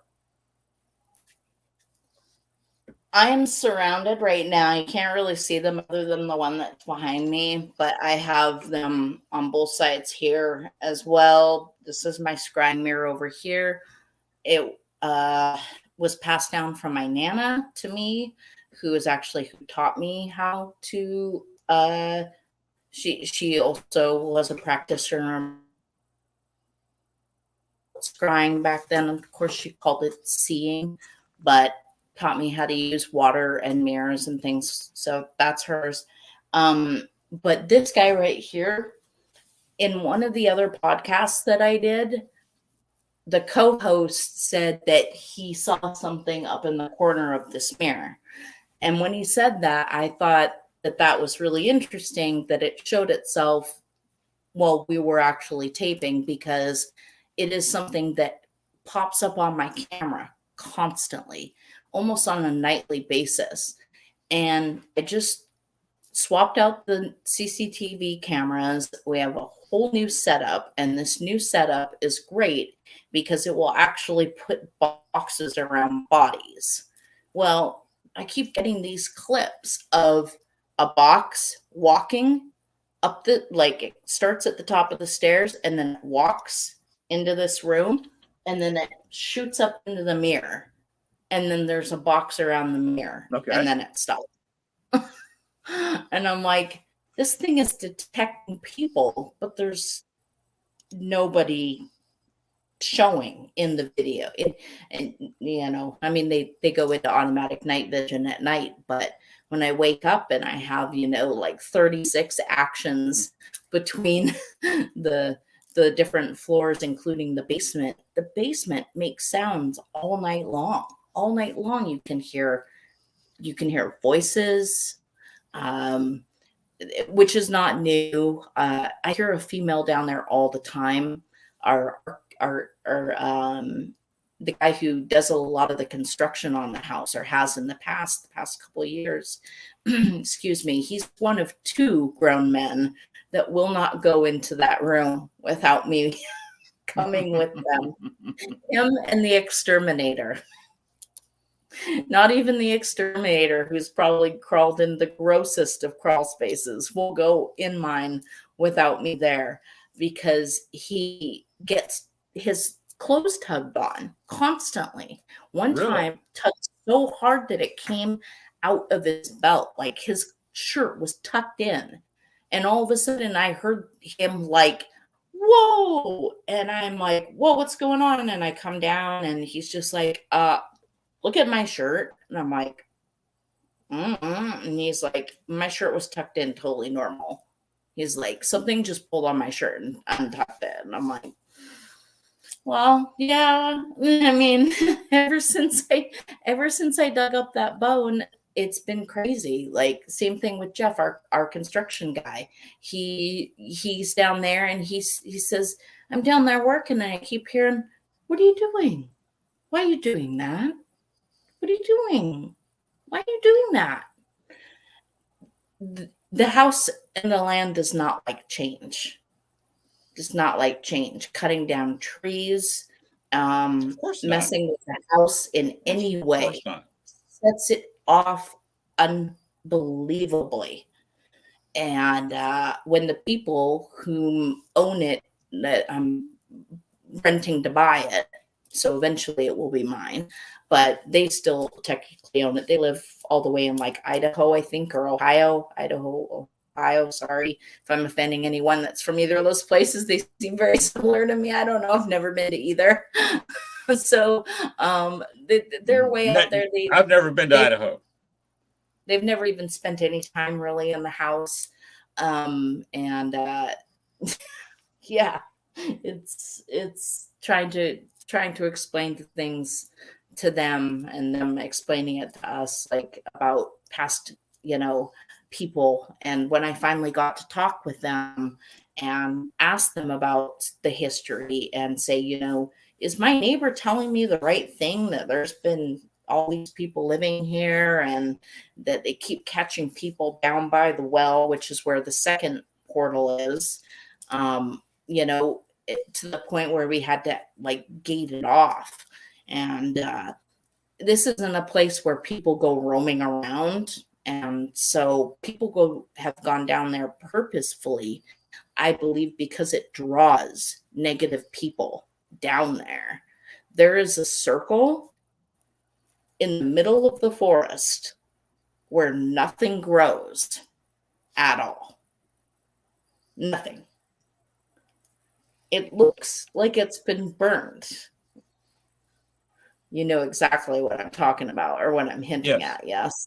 Yeah. Something in the circle, see if it'll grow. Nope. I was told take some of the soil and put it in a pot and bring it back and plant something in it. Will it grow? Nope. Right now, the forest is covered in green except for that circle. So we had to actually lock up the gate that goes down to that area, so people were not it wasn't attracting people, because I had a question. Kanga said I think you've got a standard mirror. He did ask the question, when you're setting up your mirror, you use black mirrors or standard? Both. You use both. Okay. Because I've seen both used with something like that. I've forgotten what it was called. I just called using mirrors. I had to rearrange our bedroom a little bit, because I had 3 mirrors. They weren't pointed at each other, but if you stood at the right angle, you could look in one mirror and see the other 2. Oh, yep.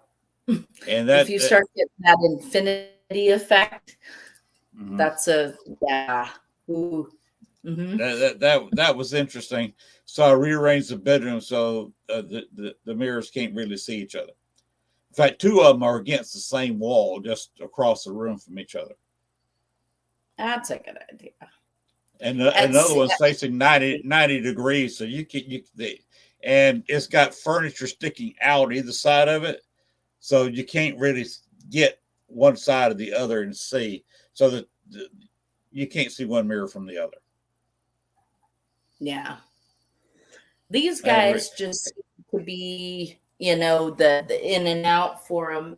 When I use the black mirror that's behind me, that's a kind of a different, I do it in a different fashion or a different way than I do when I'm just using a regular mirror. But yeah, mirrors are something. They are. They can be much more than just a reflection. That's for sure. They can show you the past. They can show you the future. They can show you things you don't want to see. And they can show you things that you do. And I've seen them all. Luckily.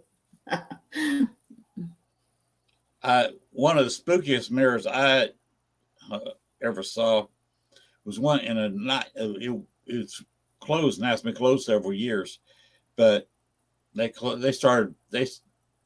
before I left Chicago, they closed. Well, he opened up another bar, different name, different location.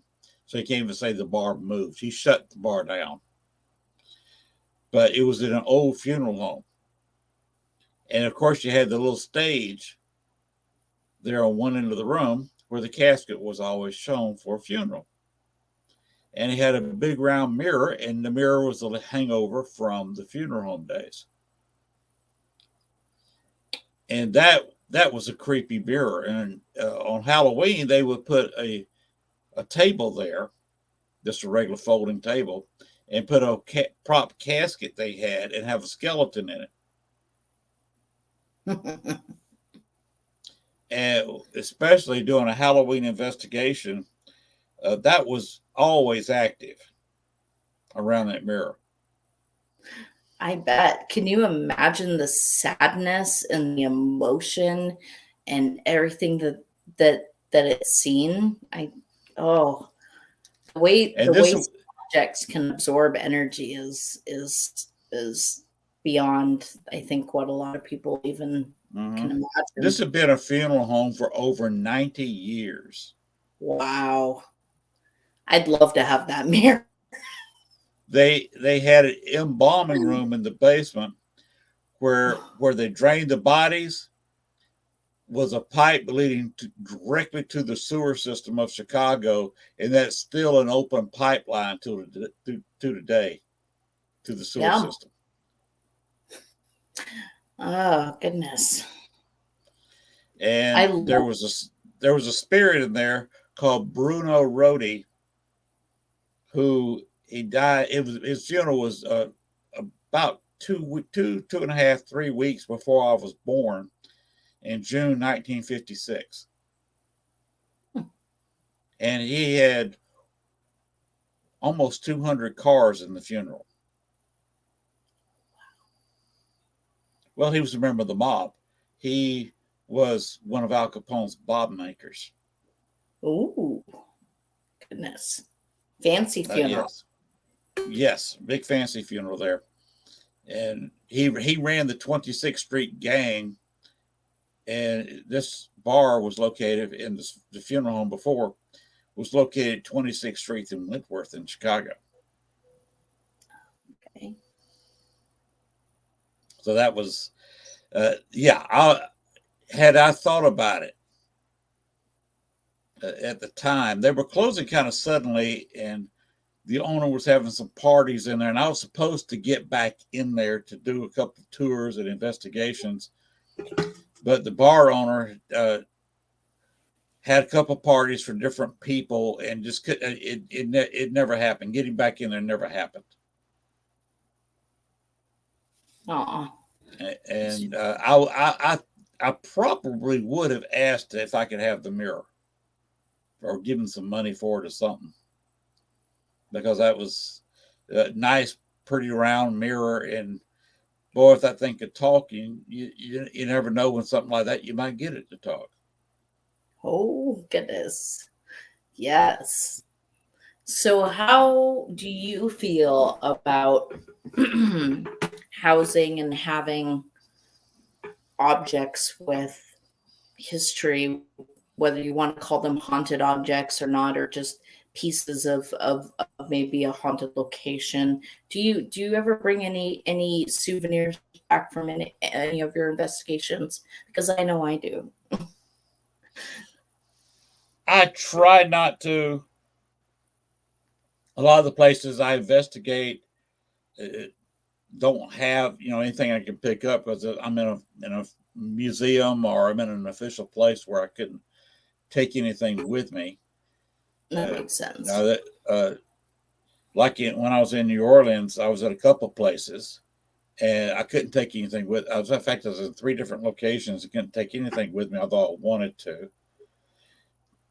I was investigating what is now closed, the old French Quarter Wax Museum. Ooh. Yeah, it was a tour with a group, public tour, and we got in there, and everybody met up, and you had people from the general public, some friends. You had a local couple of paranormal tour people there. You please stop. And a couple. Sorry. Is she giving you a hard time? Do you not see the camera going in and out of focus? Yes. It's driving me bananas. I think it's her. Yes. Could be. But Could be. yeah. I completely lost my train of thought. Sorry. But that could be the doll's fault too. Maybe. Hey, come on. Don't pick on my friends. You can mess with the lights all you want when we're done, okay? All right. We're past airing, right? We're just hanging out. Oh, I think I was talking about the funeral home. Yeah. You were talking about the funeral home in New Orleans. Oh, yeah, New Orleans.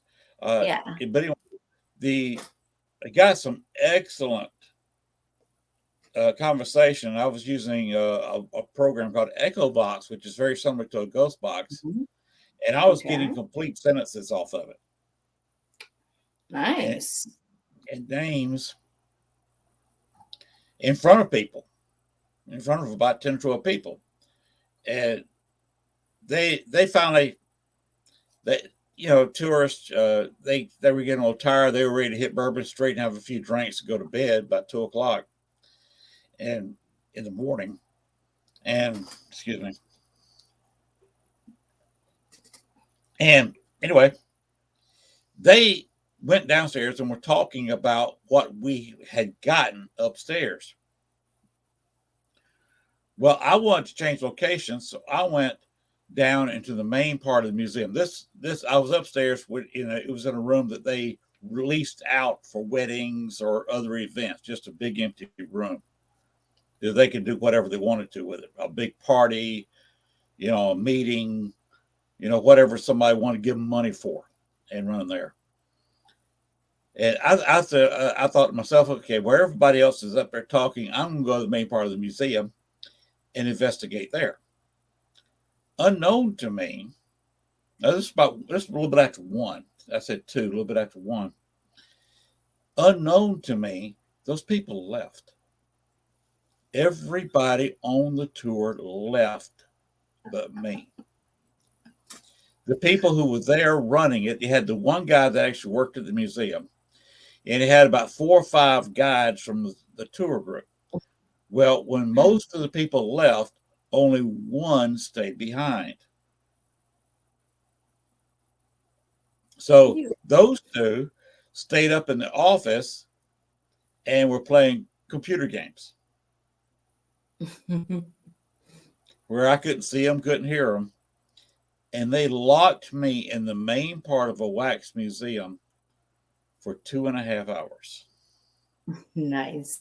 With me alone, lights off, had the paranormal lights, some red, green lights, some UV lights, some IR lights, and my Echo Box, excuse me, going steady all evening long in a conversation with me. Same voice. Same voice. That's awesome. I love when that happens. I spent that was scary. I've talked to other people and they said I could not do that. Being in a wax museum, which is most of it, the 2 main halls, 2 or 3 main halls, were New Orleans related stuff. Models, wax models, of course, miniatures of the parades down there, Mardi Gras. But they also had some figures of the Battle of New Orleans, with Andrew Jackson and the British. They had a couple of models of Napoleon, because when he was sent to Elba, there were some people there in New Orleans had built a house for him to come to move to New Orleans, but that never happened. They still call that house today the Napoleon House, and it's been a restaurant now for several decades and serves some really good food. And I've been in the Napoleon house that was supposedly built for Napoleon. Wow. Had him in wax in the wax museum, and so that place is absolutely crazy. I bet. But it's gone now. So I went back and toured and investigated for 2 nights on another trip the Andrew Jackson Hotel, which is extremely haunted. And I ended up investigating with the person from the tour group whose first night was that night in the museum. Oh. So we had met, but she didn't say a whole lot because it was her first night. I mean, it's your first night. You don't say a whole lot. I don't care what kind of job you've got. You don't say a whole lot on your very first night. Right. But she remembered me, and I investigated with her for 2 nights in the Andrew Jackson.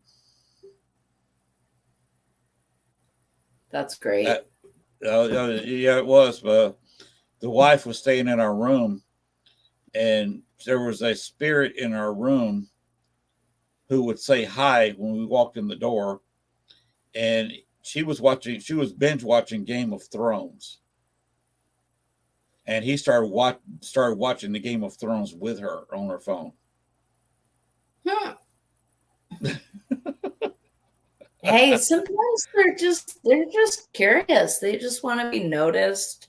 They just want to, I don't know, they want to see what you're doing. That's what I get a lot of the time, you know. People are like, how do you deal with that all the time? Or how do you, it's like, I mean, for the most part, it seems very benign and very, you know, benevolent and kind for the most part. And it doesn't bother me sitting next to me watching a movie or whatever, as long as they're not bothering me. No, it's not like I'm having to do a body check every morning when I wake up now, like I did back when I first moved in the house. But this was also in a time that I hadn't expanded my own personal knowledge to the point of being able to, you know, help on my own and draw borderlines and guidelines. And because up until then it was very violent. Oh, wow. Oh yeah. Pushed downstairs, hair pulled in the shower. When I had a friend over, to the point where like I slipped and almost whacked my head, and then I jumped out of the shower and I was freaking out, and I was just like, holy crap, something just grabbed my hair and like yanked my head back so hard, and I was wrapped in a towel and I was huddled over the sink, and she came up from behind me and she's like, you have like scratches this long all the way down the middle of your spine. And I did. Oh, wow. And oh yeah, stuff like that was happening constantly. Bruise marks, bite marks, scratches, slashes, burns, all kinds of stuff. And it was really bad for a long time until I learned a couple techniques to help, you know, keep my safe spaces like my bathroom and my bed safe. And thank goodness it works because that was just something. Yeah. But then of course, as soon as it couldn't do it to me anymore, it moved on down to Patrick, who lives in the room downstairs.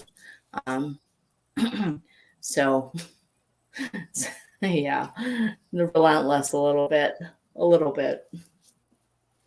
Huh. Yeah, I got taught by an unusual teacher how to get rid of things pretty quickly. Yep, same here. The person who taught me, Marie Laveau. Ah, wonderful. A very nice person who was not into much voodoo, as a lot of people say she was the queen and stuff. There's no real evidence that she was a big practitioner of voodoo. She was one.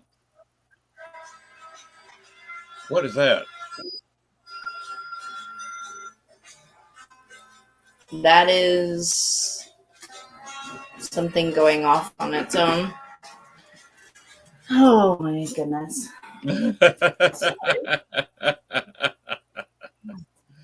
Welcome to my home. Gosh, I'm the only one here now. Yeah. But Anyway. she taught me a lot. She was a very good hairdresser. In fact, she was one of the best hairdressers in New Orleans in her day. And she had a That's very cool. elite clientele down there. She's a very nice person, or should I say, spirit now. And she allows me to do about anything in New Orleans I want to do. Well, that's nice. That's nice. I mean, it's always good to have permission. Yes. Definitely. Oh, I mean, so one many cute people don't even. yeah. And Okay. I asked permission. That's why she let me. Yeah, a lot of people also forget that part of it as well. It's like, they think, oh, it's all about me and trying to get something on video or get what I'm trying to get. Right. It's not. It's like interacting with a person as we are now. It's a give and a take, and you should ask permission, and that's the same kind of thing that I extend to those. It's like, you have to ask permission to be able to come and stay in here, and you have to fit these guidelines, or, sorry, that's just the way it is, because we're the ones with the power.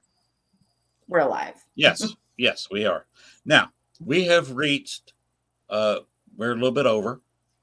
So you want to keep going? Whatever you want. I'm down. I'm always in a mood. Let me go ahead and show these two Paracon things again. Okie dokie. Parapsychon 3, May 20th through 22nd. Coming up next month. Well, in fact, later this month. I keep forgetting May. It's May now, not April. But that's in about 3 weeks. So that's a crowd of people to watch and talk to and listen to. And of course, we got the the 8th annual New Jersey Para-Unity Expo in Woodbridge, New Jersey, July 23rd. That's further in the future. Got some old friends there. Dave Schrader. Chip Coffee is a good guy.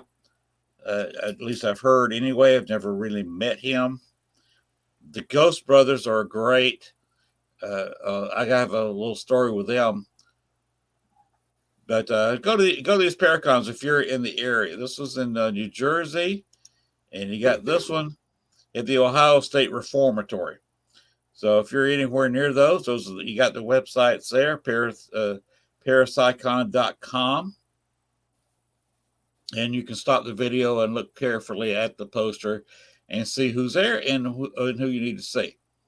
Okay, now we are going into overtime. We're supposed to have a 2-hour show, but I'm allowed to go into overtime when I want to. And guess what? We are into overtime.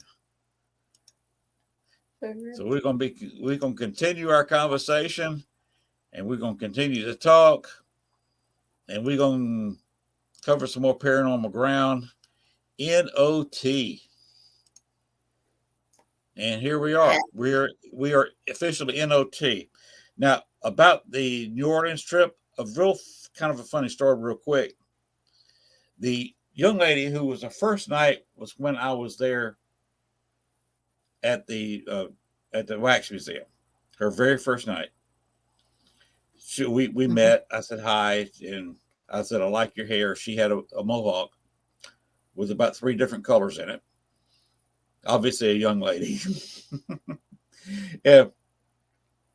When we met back at the Andrew Jackson, we also went to some slave quarters, about 2 or 3 blocks down the street, and again, still in the French Quarter.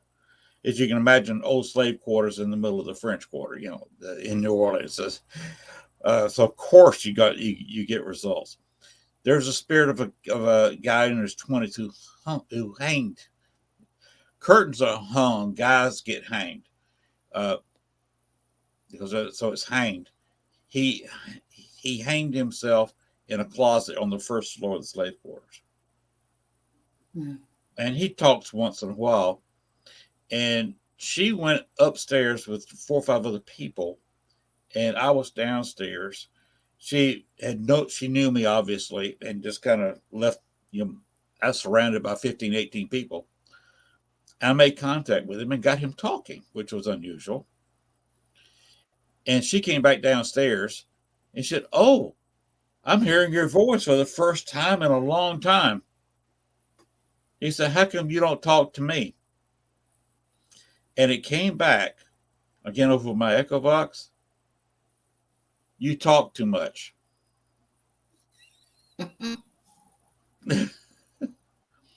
She said, "What? I talk too much? You talk too much." And this was in front of about 20 people besides me Oh, and her. hmm. So she was she was embarrassed, but what are you going to do when a ghost calls you out like that? Right. Now, now about the Ghost Brothers from the Paracon, I was just throwing a banner up for. Their first episode was shot at the Allen House in Monticello, Arkansas, which, by the way, the crow flies is about 25 miles from where I'm sitting. Ah. And that's how I got talking to Mr. Spencer, Professor Spencer. He teaches at the Monticello College down there. And he bought the house several years ago. And he charges, of course, and the money he's made from having about 4 different TV shows. They shot a movie in there. And if you want to get in for a paranormal investigation, it costs money. But he puts the money back in the house. It helps him maintain this huge house. But that's how I got to know. Didn't get to know the Ghost Brothers. They were not there, but I heard a great deal about them. He said they're just 3 great guys to talk to. Of course, they filmed over a week. They tend to show that you think that everything was done in one night.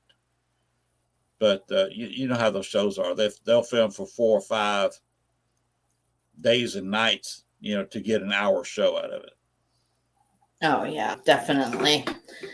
Things don't always happen right when you want them to, especially when you have everything ready and all that. So it definitely takes a lot of patience, that's for sure.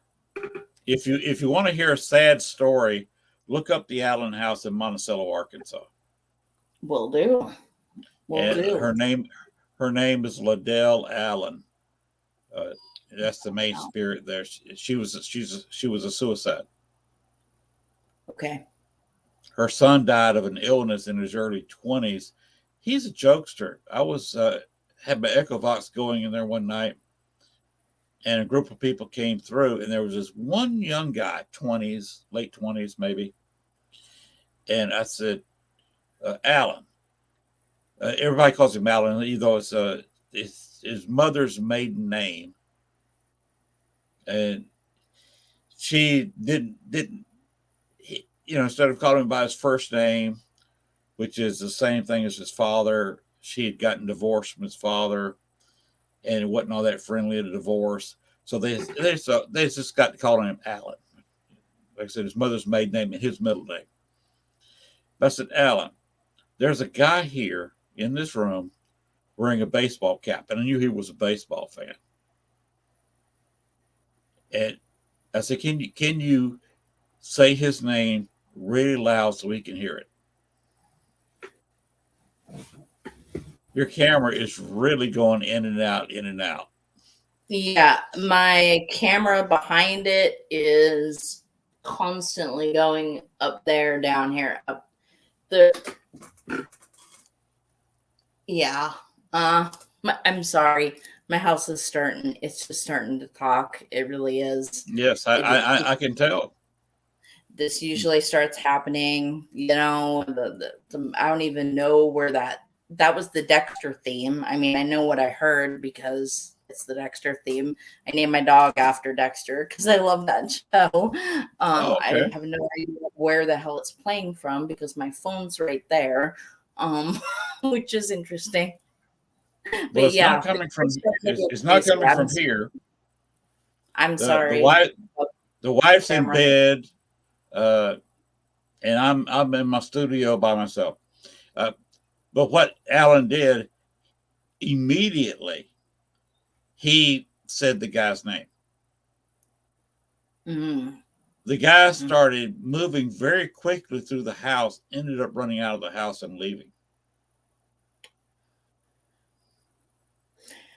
When they get personal, it can be scary to people. Yes. I can totally understand that. Completely. And of course, Alan and I both had a chuckle about it. I still laugh about it. He probably kind of chuckles about it too. And one of those we'll laugh later things. We'll laugh about this later. Yeah. Yeah, but you get some interesting noises at your house. Of course, my house is surrounded by water, but there's nothing really here. I kind of live on top of a hill. This area was heavily populated by Native Americans, but I don't know. There's no evidence of a burial ground here. It may have been a village site because if you watch the intro, I do live a quarter of a mile from, or less, maybe an eighth mile from the longest bayou in the world. It used to be a part of the Arkansas River until 25,000 years ago when the Arkansas River changed course to approximately where it is today and left an empty channel. And of course, rainwater coming into it developed a bayou. And it was big enough for small steamships to go to and go up and down up until about 1905. About the last steamship went up and down it. It was kind of fought over during the Civil War. The Union finally got a hold of it when they sank a steamship in a narrow passageway and blocked it, denying the Confederates use of the bayou for the rest of the war. Oh. And all that's within just a short distance from here. We also got a big lake that was put up by some levees, man-made lake, but it's where the bayou went through a kind of a hollow area, kind of indented in the ground, and a creek, Cane Creek, which is what the whole area is named for, the creek flowed into the bayou. So they said, okay, we've got bayou water coming in here, and we've got Cane Creek coming in here. So they went in there and put some levees in the area, blocked it up, and now it's a not a very deep, but it is a fishing lake and a state park. I've also got two creeks behind me that form one creek back here and flows behind me. So I've got water to the front of me, to behind me, and to the side of me. And the other side, the bayou weaves crazily. Well, go like this. And I'm almost completely surrounded by water. Yeah. But this place is not that active. You think of it, it's nowhere near like your place, where you're basically on top of an Indian cemetery. I am not. I've done some digging here. I hadn't found any arrowheads, no evidence. But I can imagine this was at least a hunting ground for the Native Americans. Oh, I'm sure. Yeah. One thing that's interesting about this and how active everything is again, like I said, we've got this ancient native energy that's going on. We also have this man-made energy that was created.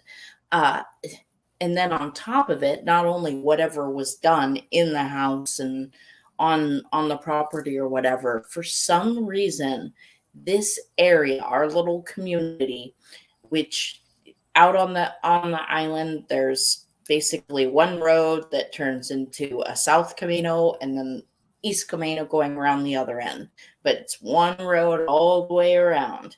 And it would look like there's nobody living anywhere because it looks like all trees, but there's houses everywhere. They're just very far away from the road.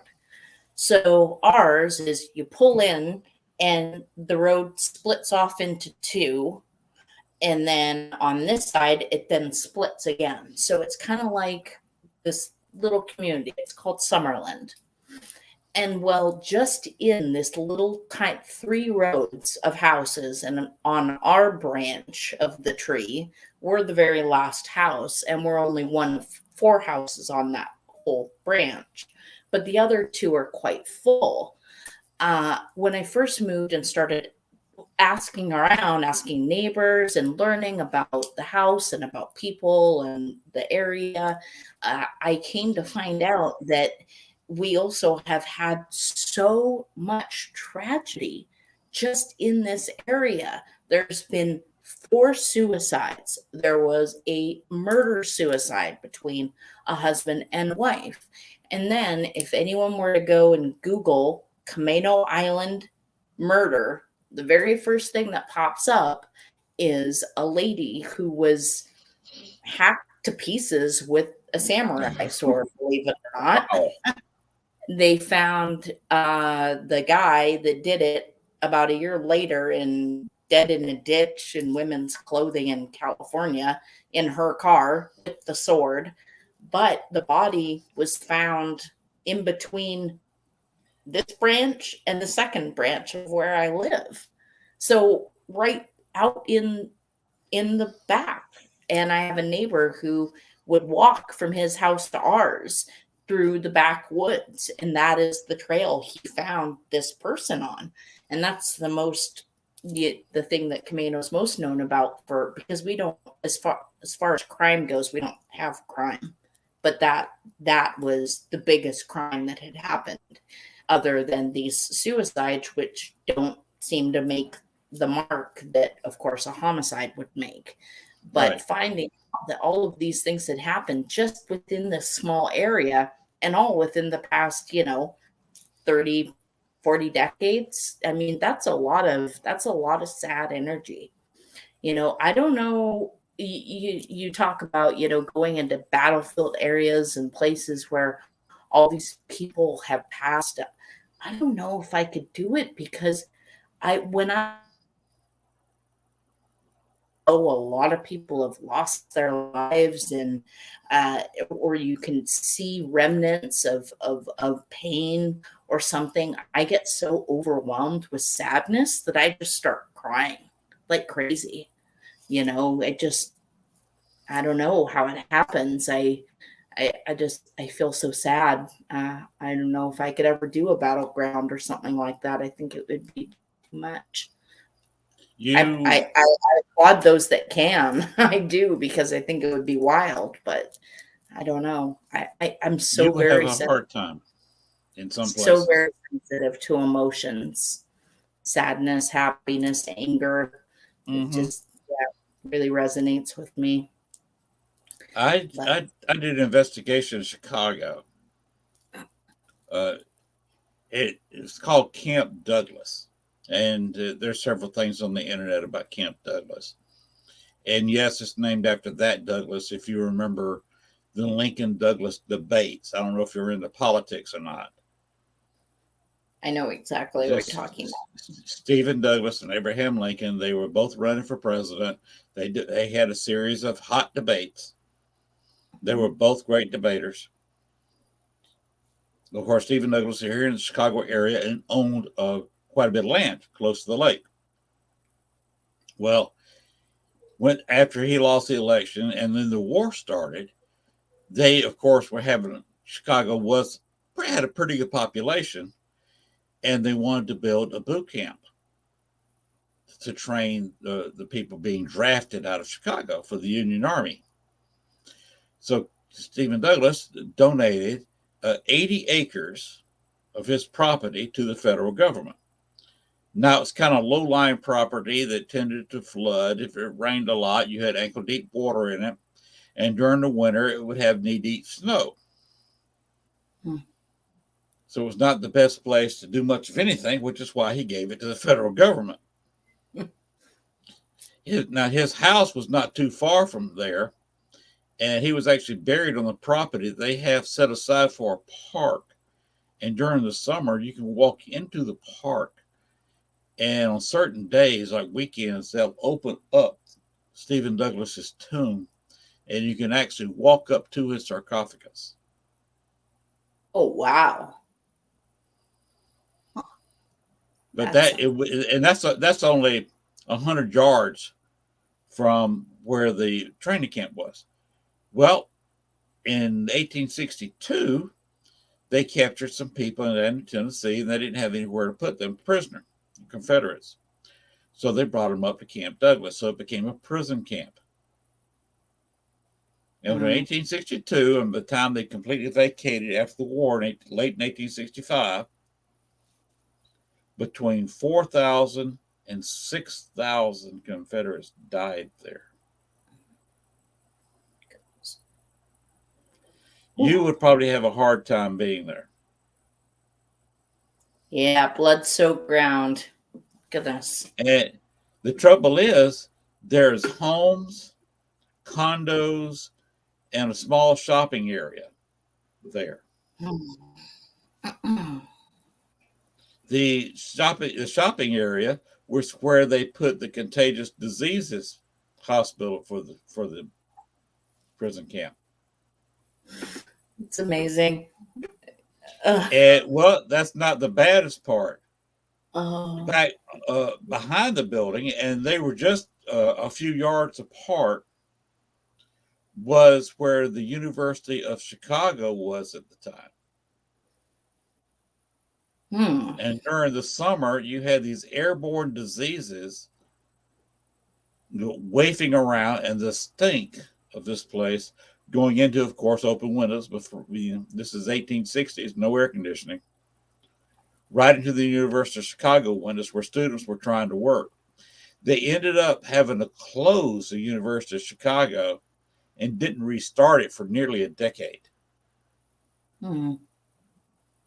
They got a little bit further away from where the prison camp used to be and restarted the University of Chicago. Now it's one of the largest universities in the country and is an Ivy League type education.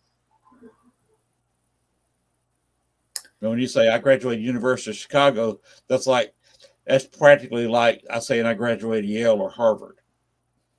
Goodness. And remember, this is where Michelle Obama got her law degree, and it's also where the past president, President Obama, he taught constitutional law there at University of Chicago. And a little thing about me, my wife is a graduate of University of Chicago. And cool. She went to one of those special high schools in Chicago. She was honor society at a very special high school, one of the top high schools in the area. And she went to University of Chicago, and she was still honor society out with her. Oh, that's great. So I'm married to Brain. Oh, and other things, I'm sure. That's wonderful. But you would have a hard time there. These people were buried in City Cemetery in the Potter's Field, laid there for 3 years, and they wanted to move the City Cemetery. So they dug up, in 1868, dug up all the Confederate soldiers that were buried there, put them on horse-drawn buggies, and what do they call those old things? Something slat board or something, buckboard, because that's what it felt like when you were riding the thing. You were bucking on a board basically, because it was just a flat board nailed together with a seat with a horse in front of it and 2 wheels. And anyway, they carried all these soldiers to a cemetery on the south end of town. Woo! Bless you. Probably somebody messing with me. Anyway, They found a little hill in the cemetery. They dug a round ditch, buried the soldiers in this ditch side by side, covered them up, and there were still soldiers coming in. So they went out about 7 feet, just with a couple of feet of dirt between the first ditch and the second ditch, dug another circular ditch, filled it up with bodies, had to dig a third circular ditch. And basically, it's a mass grave in the city of Chicago. It's about, with the one in New Orleans, one in New York they found, and one outside of Los Angeles. It's about the 4th or 5th largest mass grave in North America. Oh, goodness. And they've got 4,300 names there on the monument they put up. The Daughters of the Confederacy finally put up there. But they counted a lot more than 4,000 bodies there. The rest of them, they did not know their names. Yeah, so that's you would have a hard time doing that investigation with me. I went there. So And sad. yeah, and of course I was relatable because I'm, of course, from Georgia in the South, and the stone that they built the Daughters of the Confederacy used, they used some Georgia granite for that. So of course, yeah, that made it me being there was made the whole thing interesting. So Yeah. That was not have been a fun investigation for you. Yeah, not so much. Not so much. I think the closest I really got to just being super overwhelmed with sadness was my very first visit to Zach Bagans Museum. To where? There were a couple. Oh, Zach Bagans. Yeah, there were a couple rooms in there the first time around that I had a real difficult time with. Of course, the Jack Kevorkian room, and then also the Natalie Wood room was difficult too. And then a lot of other ones for other kinds of reasons. But one of my favorite places to go that I live close to is, and actually Ghost Adventures have done an episode on that as well. It's called Manresa Castle, and it's in Port Townsend. A lot of people pronounce it Manresa because that's how it's pronounced or spelled, but it's actually Manresa Castle in Port Townsend, and that's kind of become a stomping ground of mine, so to speak. I love going there. Actually, I have a neighbor who lived there for 3 years of his young adult life and have good connections and know the owners and such. So I was able to go up and we actually did a photo shoot in the turret, that the monk's turret where he hung himself, where I'm holding on everything that they still have. I still remember trying to navigate up in the attic in these big, tall heels, but it was a lot of fun. And of course, getting to run amok at nighttime, and being the only people in the castle, and getting them to turn the lights off so I can use my cameras and stuff. It was a lot of fun. So I really like going out there, and there's some people that seem to remember me from past times. So that's good. I like that. Did you get many EVPs or anything? Oh, yeah. Oh, I got all sorts of great stuff. Depending on what room you're in, they have 3 real hotspot rooms that are all part of the original part of the castle. And it was really interesting because the very first time I went there, it was years and years and years ago. This was long before Ghost Adventures had been there. This was a long time ago. And we were in Port Townsend, and looking for a place to stay, and I saw an ad for a castle. I'm like, let's go stay at this castle. And the moment I walked in, I just could feel it. I was like, oh my goodness, this is awesome.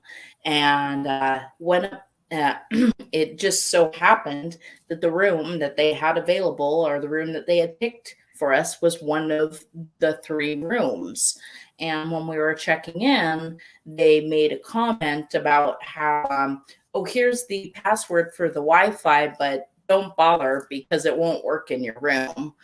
And so I kind of inquired as to that, and they said, oh, there's these 3 rooms that are part of the original castle, and they don't get any Wi-Fi because the walls are too thick. Yeah, the walls are too thick there. They don't get any Wi-Fi. I'm like, okay.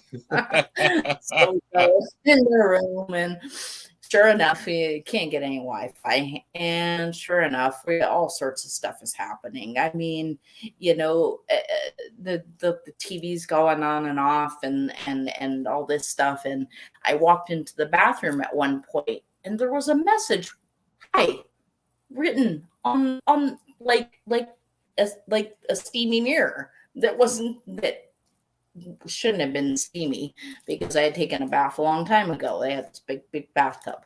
So I spent all night on my phone because the computer wouldn't work because there's no Wi-Fi. So I'm sitting here on my little tiny phone, because this was a long time ago, so it was probably like little tiny phone, and I'm sitting here reading the history of this castle. I realized that it has so much awesome history to it, and that is extremely haunted, and that I was in one of the main rooms that used to have a journal sitting in the bedside table, where people were allowed to write down their paranormal experiences. Well, I reach for the drawer, but it's not there. So I go downstairs, and I ask the lady at the front door, and I'm kind of like trying to be sly about it, right? I'm like, so I hear there's this book that should be in my room that's not there. I was wondering if you knew where it was. And she goes, oh, the journal. I'm like, yes, the journal. She reaches behind her, and she's got this pile of books. She takes out this old book, and she puts it on the counter, and she's just like, okay. She's like, but I just ask you not to take it back up to the room. Sit in the library. Oh, such a beautiful place anyway. Happy to. I was down there for hours and hours, just totally engrossed in reading all of these stories of other people's experiences, especially of the ones in the room that I was in at the particular time. Now, she saw how excited I was by it. By about 3 hours after that, I think she wanted to go do something else, so she said, just take it up to your room. So I spent all night playing around and running around and having my pocket tugged on by a little girl who apparently goes home with her. And she would tell me that people would take photos, and any photo she was in, the little girl would be on her shoulder. So Really? I asked, Wow. may I take a photo of you? And I did. Sure enough, nice little white wisp right on her shoulder. I thought, isn't that neat? Been many since. Yeah, it's that was a fun experience for me. Several. The Stanley was also very fun. The Stanley was fun, but you couldn't get us up close and personal, because it's so iconic, and everybody's there because they want to be there, or because it is the Stanley Hotel, Right. And everybody's mad that you're the one that's staying in the room that Stephen King stayed in, and but everybody's got their cameras and their recorders and stuff like that. Whereas with the castle in Port Townsend, it's very quiet and you have it to yourself, so it's kind of just you and them, and I like that. That's fun. Oh, we were talking about, you've operated on both sides of the camera before. If you want to do a little reading or watch a couple of videos, certainly. This this involves me being on both sides of the camera. Uh, I Oh. I was on the back side of the camera, and back in 2005, something like 2006, and did a photo shoot with a model. And because I was doing that at the time, Mhm. and the model later on, about 8 months later, killed a woman. Hmm. Walked in with an semi-automatic pistol, and when she knocked on her door, she was in disguise. She was coat, had her face blacked out. When the girl answered the door, she immediately put 2 bullets in her belly to make sure the fetus was killed. They were having sex with the same man, by the way. Oh my And then she ended up emptying the gun into the woman, killing her.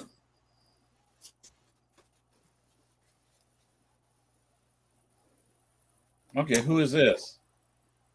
This is Dexter. Hello, Dexter. Dexter. He's like, I want to go outside. What are you guys doing all night? We're hearing a very sad story. Mm-hmm. Very sad. Dexter, if you got to go pee, you want to go outside?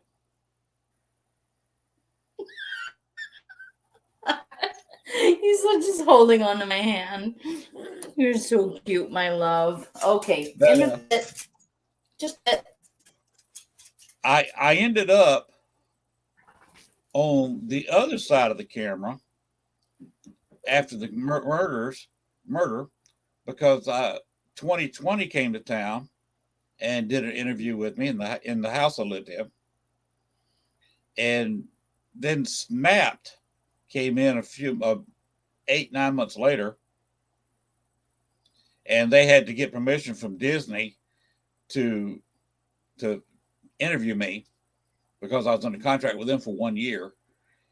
And Disney gave them permission. They said as long as his contract runs out in 1 year, as long as you don't air the show, you can film it. And they had to wait 1 year, so they waited almost exactly 1 year and aired the show. And about 6 months ago, they had a vote here on YouTube about the top 100, I guess, episodes, or top 50 or something. Best episode Snapped has ever shown. Have you ever watched Snapped TV show? You know, I haven't, but now I'm gonna have to and look for this particular episode. It's on Oxygen, a couple of channels like that. It's where women have committed a crime. Okay. And I was on Snapped. I was on 2020 Snapped, and then I did a short interview for True Crime, which went straight to YouTube. And then I was on Vengeance. That was a CNN headline, and that's on YouTube. Right on. Which is Vengeance is a show very much like Snapped. All because I'd met the murderer at a real estate meeting and did a photo shoot of her. Wow, that's pretty cool. And then the video I shot of her and the photos I took a couple of years ago, about 3 years ago now, 2020 wanted to do a 2-hour special on it. So they had, it was right after COVID. They were supposed to interview me. They were trying to figure out that I don't want to fly all the way to Chicago. Do they want to pay for a flight to Chicago? How are we going to do this? And then that was the January that COVID got bad and everything started cracking down. And they said he's not going to want to go anywhere, and I wasn't. And we're really curtailing what we're doing because of COVID. So they just used the video and some of the photos that I used for their 2-hour special. Yeah. So look up on YouTube, put my name and Marty Yang in the search, Martin. and all those videos will pop up. Very cool. I definitely will. I love it. She was a usual model. She was a former Budweiser girl, if you remember those old commercials. I do. So she Definitely. was in that, and she was actually having sex with a guy, Sean Gale was his name. He was a cornerback for the 1985 Super Bowl winning Bears. Ooh. Mm. And actually made an interception for the Bears in the Super Bowl in 1985. Wow. So, of course, he was sleeping with about 10 or 15 different women. And he was sleeping with both Marty and his fiancee that was pregnant. And Marty spent the night with him, got up, left him, jumped in a rental car, went over to his fiancee's house and shot her. That's what messing around will get you. Trouble. Yeah. And she was we met. We were going to a real estate meeting in an old. Well, you know, if you've never been to Chicago, have you? I have not. No, not yet. Chicago's a lot like it's like a small New York. You have a lot of areas where they rent or sell things out for lofts, which are old warehouses, and they've had them partitioned off. And this guy had enough money to buy one of those buildings, and he had a loft up there along with workspace. And I got in there and I saw this old elevator, probably 130-year-old elevator. So I said, old elevator, I got to ride it. And it was slow.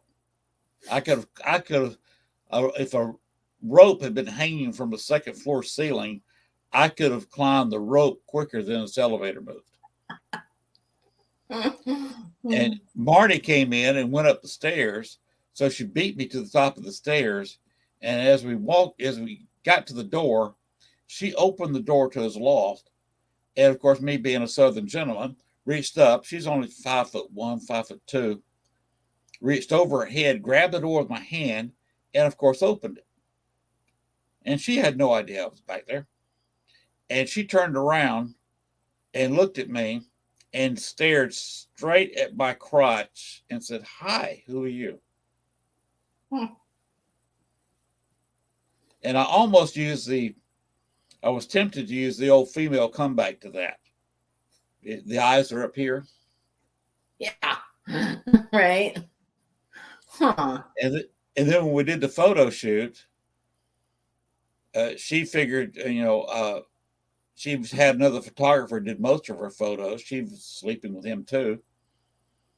And she figured she was going to sleep with me, but I was quite happily married to the brainiac I married to.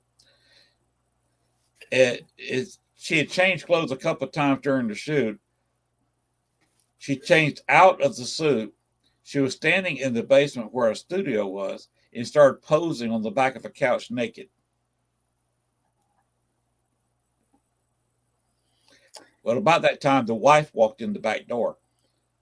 And my wife's a former power lifter. Not only is she a brainiac, she could, in her prime, she could deadlift around 400 pounds and bench 2.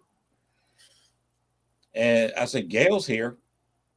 The girl got dressed in a matter of seconds. And by the time Gail walked in the door, walked down the 4 steps to our basement, Marty was dressed and running toward the door.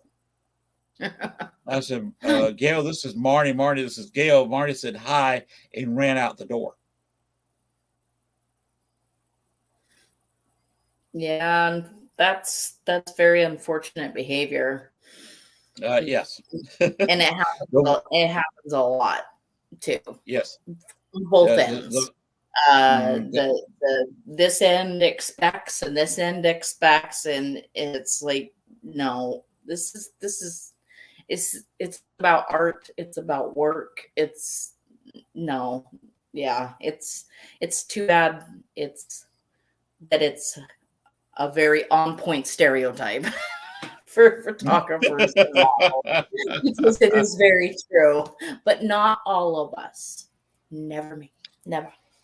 No, you didn't go into that, did you? Nope. I've known several photographers.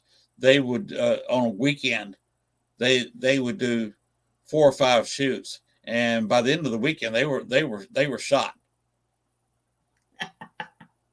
Yeah. Yeah.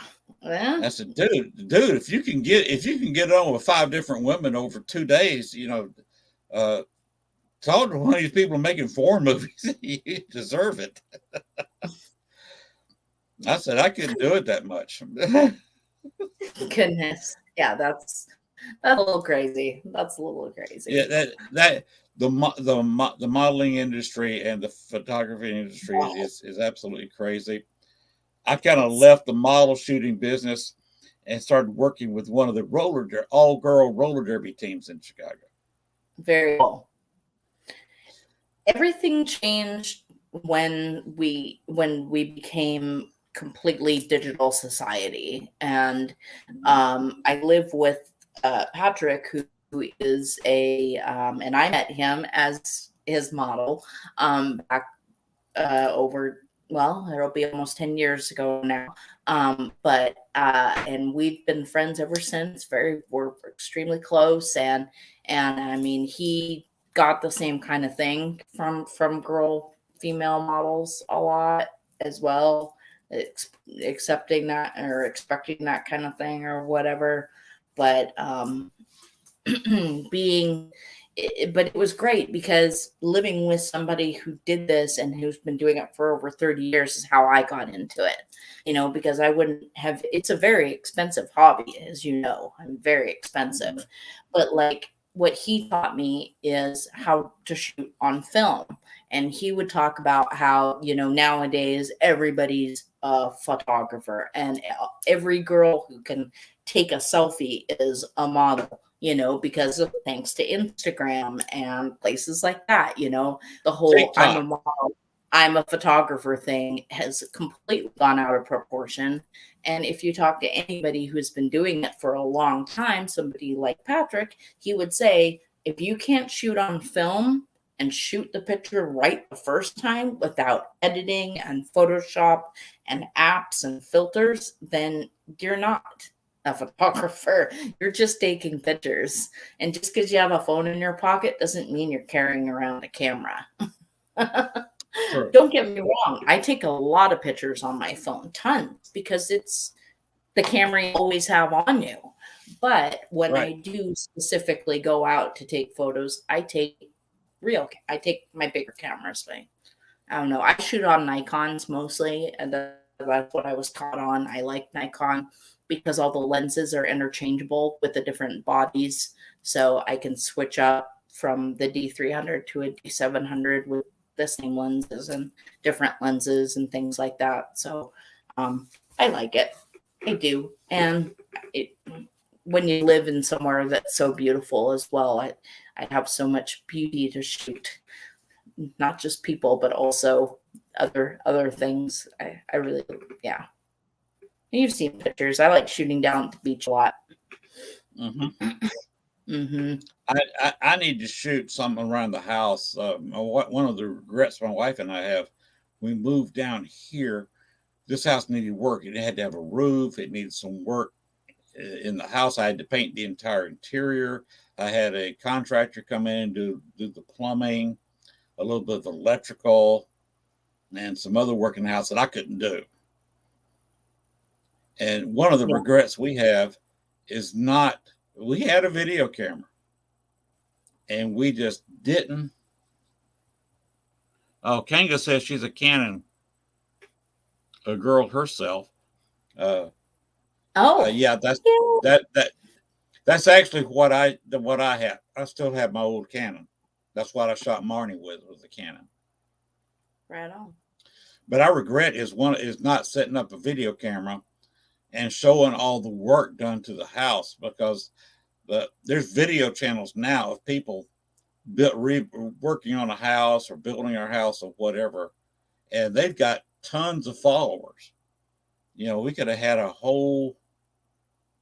And Kanga said, talking about all the great lenses to swap around. That's the thing about Nikon or Canon. You have a lot of lenses to choose from. What do you want to do? And of course, how much money you will to spend. Yeah. Again, back to being such an expensive hobby. I'm just so lucky that I was able to kind of come into a whole bunch of equipment because, now he's older and he's at a time in his life where all he does is work. He doesn't shoot anymore. So I've basically adopted all this stuff. And you might want to notice, my favorite, my pride and joy is what I get my moon photos with, which is a really nice 5 to 500 millimeter telescopic lens. But that thing is so heavy. It has its own handle, and you need to use like a really, really heavy tripod, or it'll just fall over because it's really heavy and really long. But I love to play around with cameras and stuff. It's just so much fun. That's a common expression in the camera business. You can always judge how good a photographer is by the length of his lens. Sweet, I better carry that thing around more.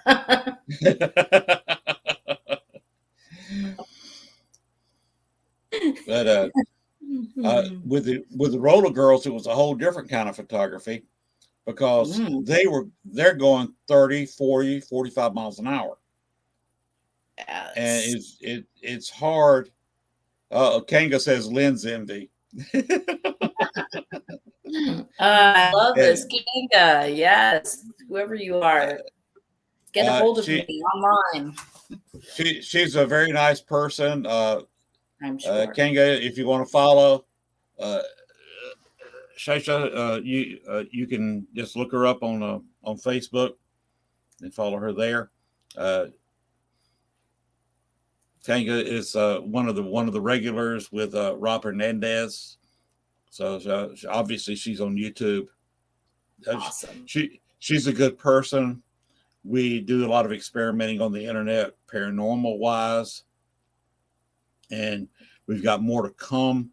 We get together about once a month on a Zoom call, and next month, the whole group that meets up on Wednesday and Saturday nights is going to do a 24 Memorial Day weekend.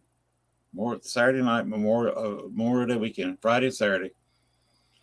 We're going to do a 24-hour Zoom call. I love it. That's great. And we're going to talk about what we want to do and experiments we want to do, and et cetera, et cetera. You get to know each other better. Of course, there's going to be probably a lot of people falling asleep in front of their computers. A lot of bathroom breaks. One of the things I'm going to ask Kanga, and while she's in here, and throw this by you, one of the ways, Kanga, just look up her name on Facebook. You can see her. Do you have another link? I am the one and only Xesia. Xesia.com, my name.com. Same thing with Instagram, Xesia, Xesia. That's me. But one of the things I'm going to talk about is there's a lot of money being made on YouTube doing movie reviews. Never thought about that. Yeah, these people are making a living watching movies that they've never seen. You got to have, if it's one person, okay, she got it too easy. But they have one person who's never watched many movies, or they'll have two people, and one person may have seen it, and the other person doesn't have a clue. And what I thought about is getting together with some of we're kind of forming a group, is all of us get together and form a YouTube channel doing movie reviews of ghost movies. Everything from Ghostbusters to 13 Ghosts. Good. So, like, and Kanga's saying reaction videos are huge too. This is basically when they're reviewing the movies, it's a reaction to the movie, and this may be something we could actually make a little money on. And if we put the money together, we might could at least get T-shirts. You know, basically forming a paranormal group, but internationally. I like that. Because we have about in jump scares is hilarious. Watching people jump, because I never jump, so that'd be really funny to watch reaction videos of people getting scared. Did you watch 13 Ghosts? Yes, I have seen that. The newer one. Can you imagine with the transparent watching that movie that had never watched that movie? The jumping they're going to do. Yeah. That's good. I like that. That would be fun. I think Hank is liking the idea. She said cha-ching. So that may be something we talk about during our 24-hour call is do this, because we've got about 4 or 5 members from Australia. We also had 3 or 4 people that come in from Great Britain area. That brings in the get together of in different countries, the different laws they have as far as like what they can show and stuff, you know, because like here in the States, they show pretty much anything. I mean, they're pretty much about as close as showing stuff videos in some of these horror movies and stuff, especially in Japan. Their horror movies are, as we all know, are absolutely wonderfully terrifying and disgusting. But here in the States, we can show so much more. But you go to like France or the UK or whatever, they don't allow to show a lot of the things that we are all subjected to. You know, the censorship is a lot tighter on their movies. So watching The Nun in there versus here or something like that. But I think I think that's a great idea. You can't show the whole movie. You got to cut it down to at max about 30 minutes. So watch an hour 20 or 2 hour movie. Yeah, like the really awesome parts. That's a good. During the real scary parts, you've got to either blur it, do a fisheye, or put some kind of watermark in it, so you're not violating copyright. You can't play any kind of music because that violates copyright. But that's when you show the people watching it. Instead of you're watching the movie during the real horrible parts, when somebody gets splattered or gets their throat cut and got blood spurting all over the place, you cut to the people watching the movie. Yeah. And you're watching the reaction. And something like 13 Ghosts, that's got a lot of jump scares. And somebody who hadn't watched it, they are going to jump behind the couch they're sitting on.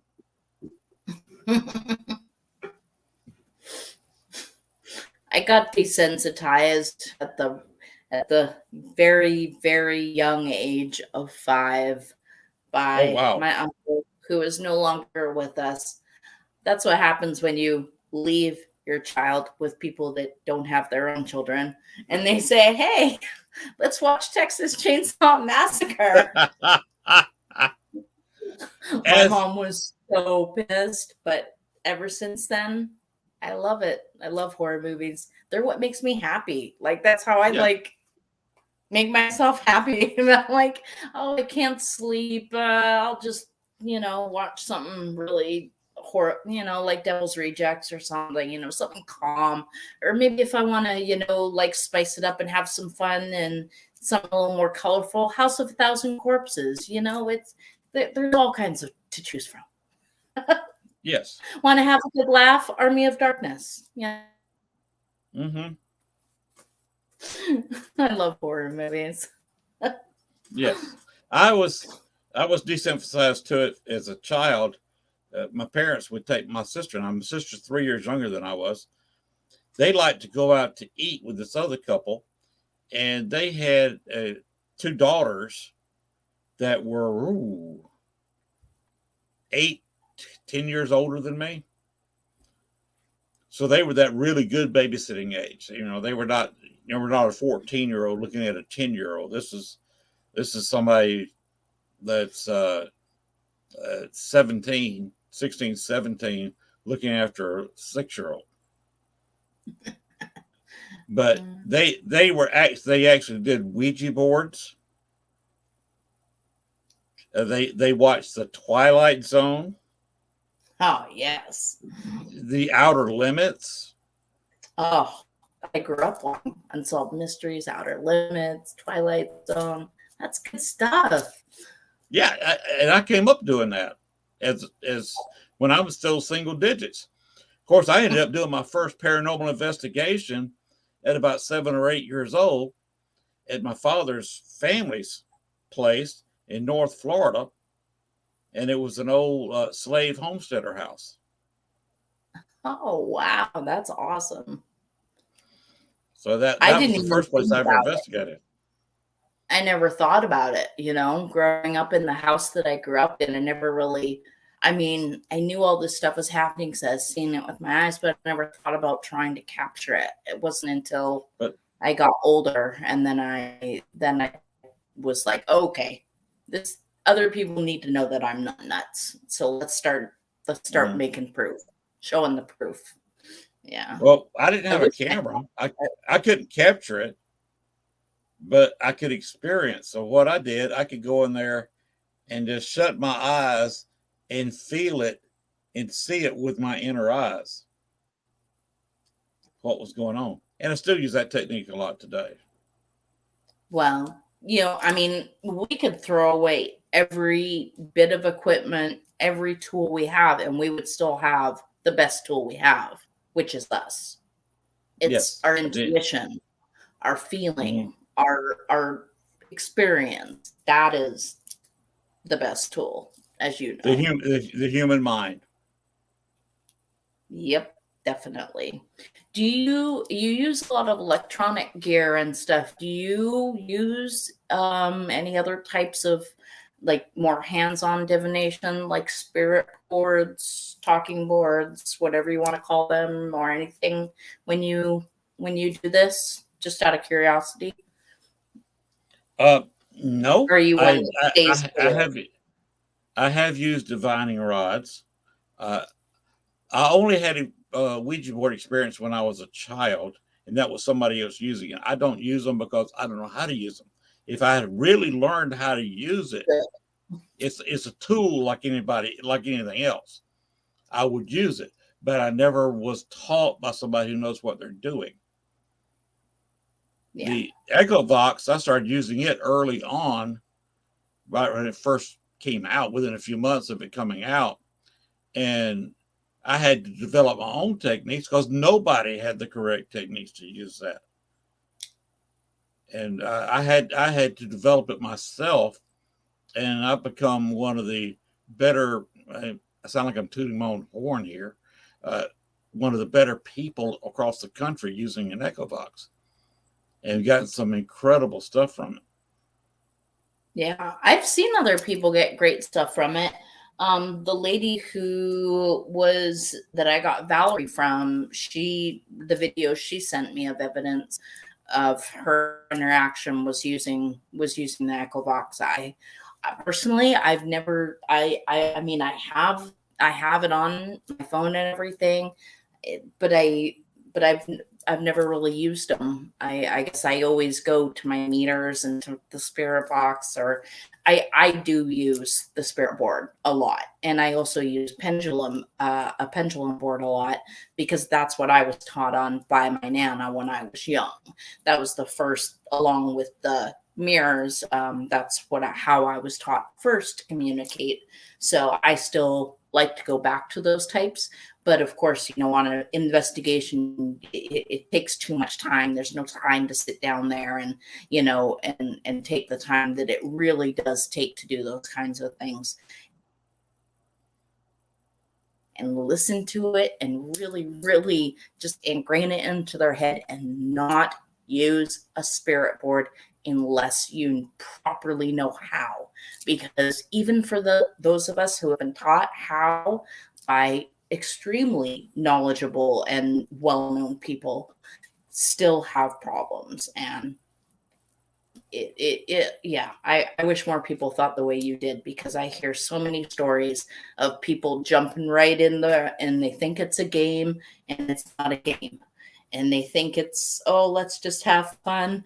It's not all about fun. So I'm glad to hear that from somebody as seasoned as yourself, because you have been doing this a long time. You have a lot of experience.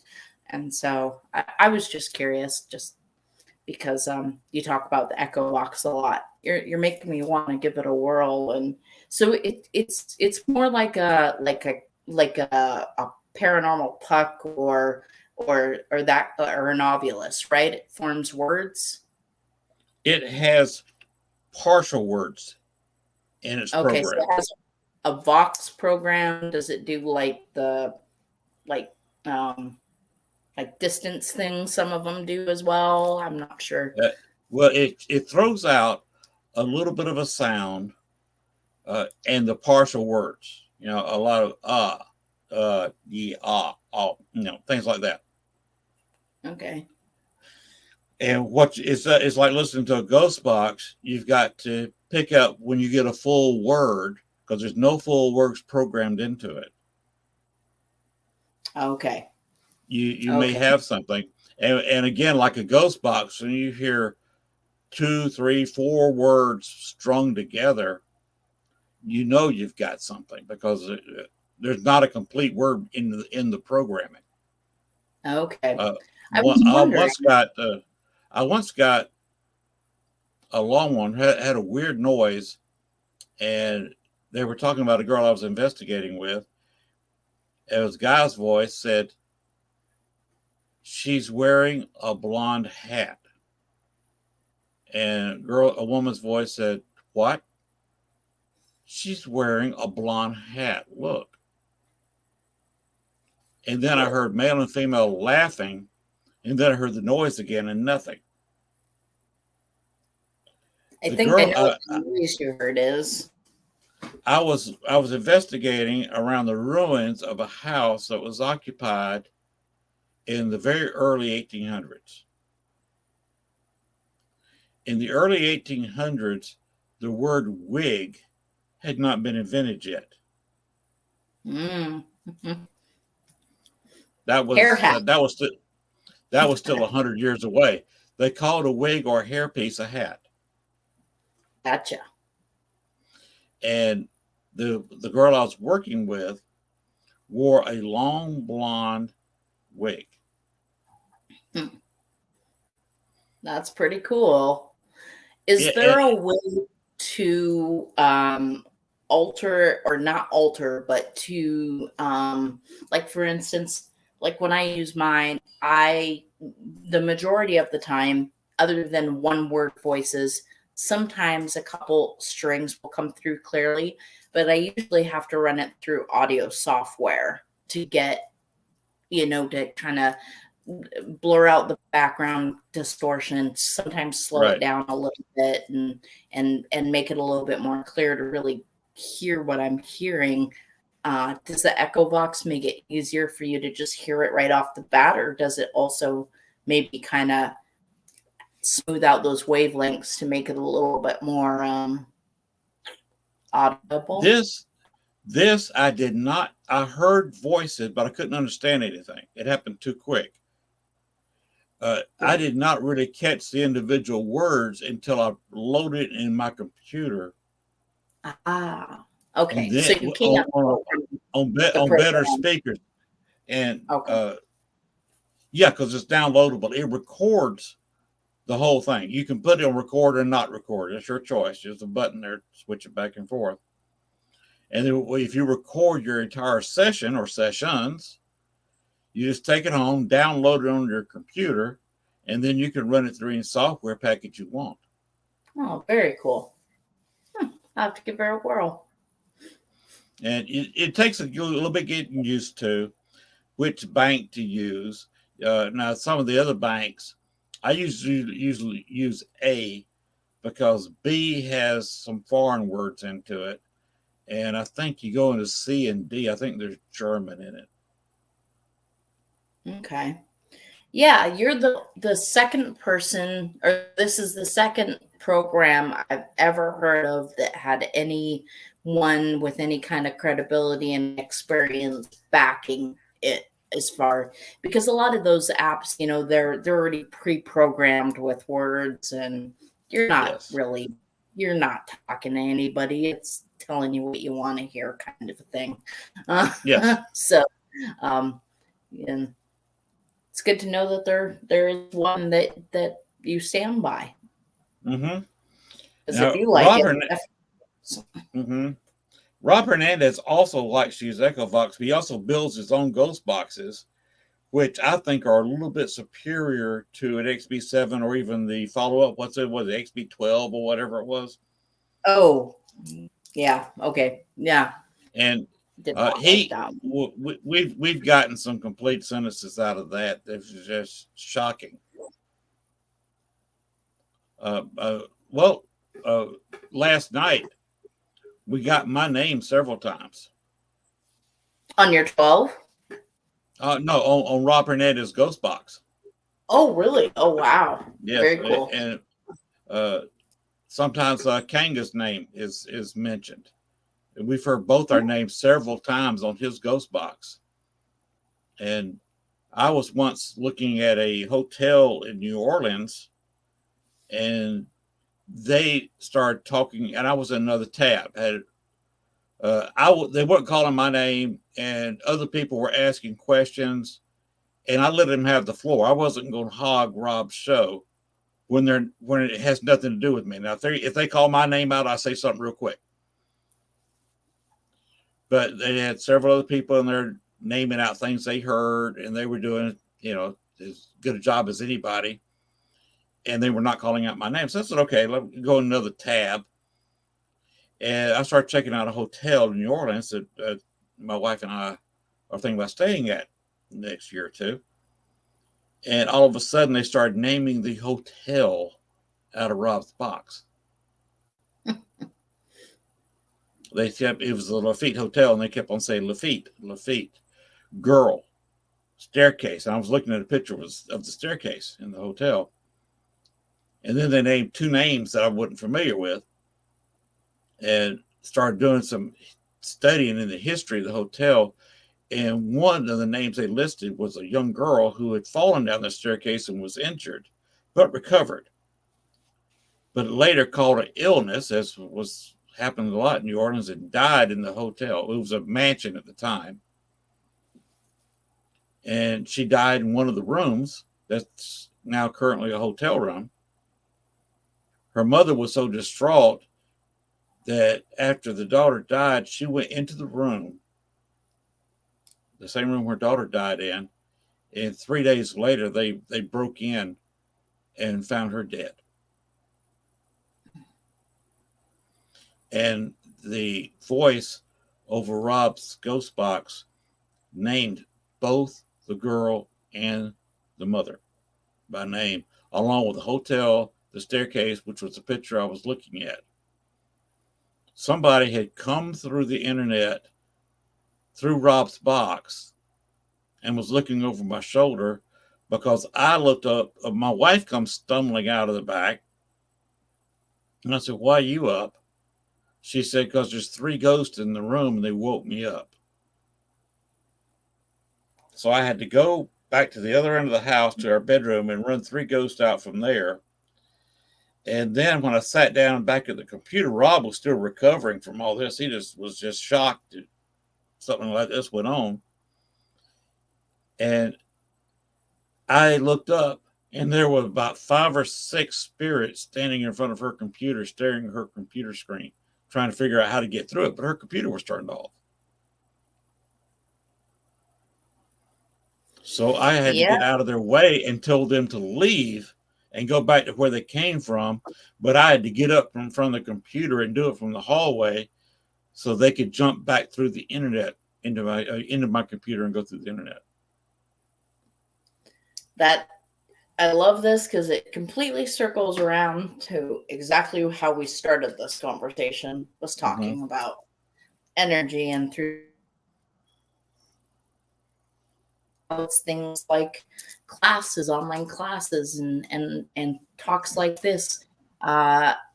Energy is everywhere. Energy is everything, and energy can pretty much do anything, and that's all proof of it. It really is. I mean, yeah, everything is connected. It's wild, and you are able to see and hear and stuff. Some of the things that we do, it's humbling and Yes. eye-opening. Yes. But And Kanga brought up, she said sometimes it's like they're calling a roll of who's there, because we're doing this on YouTube, on Facebook too, but mostly YouTube.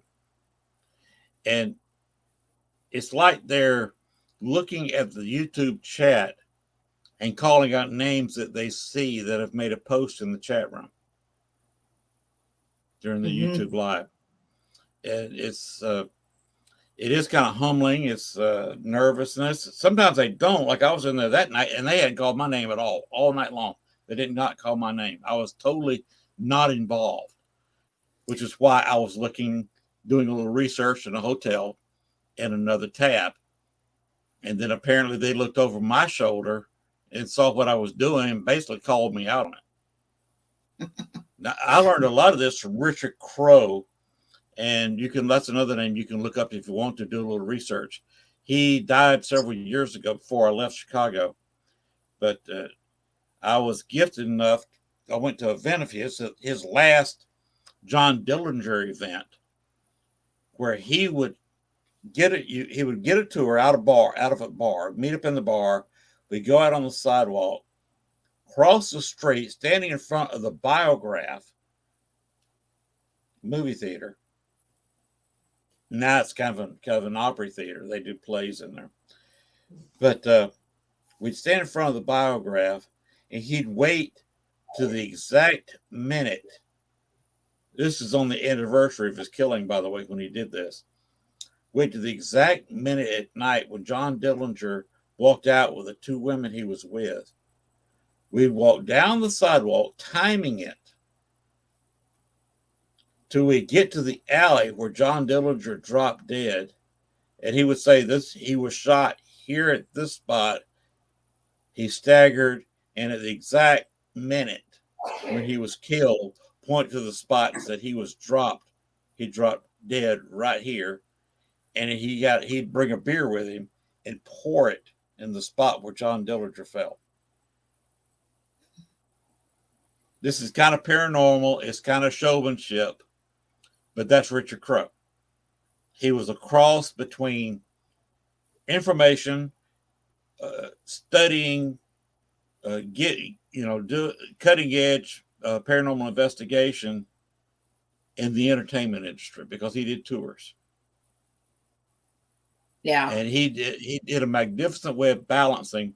And that's the way I try to run my show here, and the way I like to do the paranormal. Have a few laughs, cut up a little bit, do some talking about off the wall stuff. But then again, exchange information of the paranormal, because you got to do a little bit of entertaining to start with, get anybody paying attention to you. And I got that from Richard Crow. He and I were in another group called the Westerners, which is a club that honors Westerns. And I know a lot about Western. I was up. I could have been they were looking at me to be on the board of directors when I moved. And I said, look, I got to go. I'm moving to Arkansas. I'm getting out of Chicago. Even now I have a Western style pistol I do target shooting with in the backyard. Yeah, we live on 4 acres. Okay. So, if I want to go out and shoot, I just set up some bottles on the ground and do some shooting. Same here. Well, you live on an island. Yep. Yeah, still a good place for a little target shooting, though. It is. Yeah. And Mm-hmm. so I studied a lot of the westerns. I follow a lot of people who do the videos and of western ghost towns and different areas. Now, if you're into that, look up. This is the name of her channel and her nickname, Wonder Hussy. She's a former nude model. She used to work, lived in Vegas, and used to dress like the showgirl with all the feathers, Mm-hmm.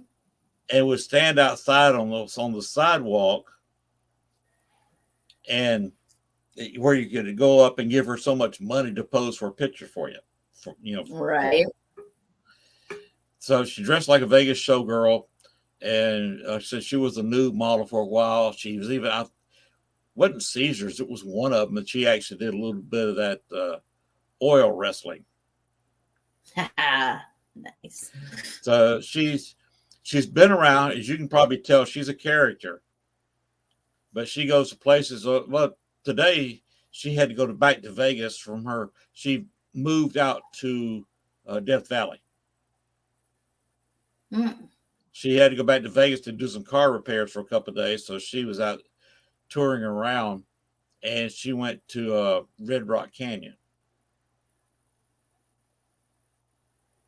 You can look that up. It's a canyon that's just basically over a mountain from Vegas.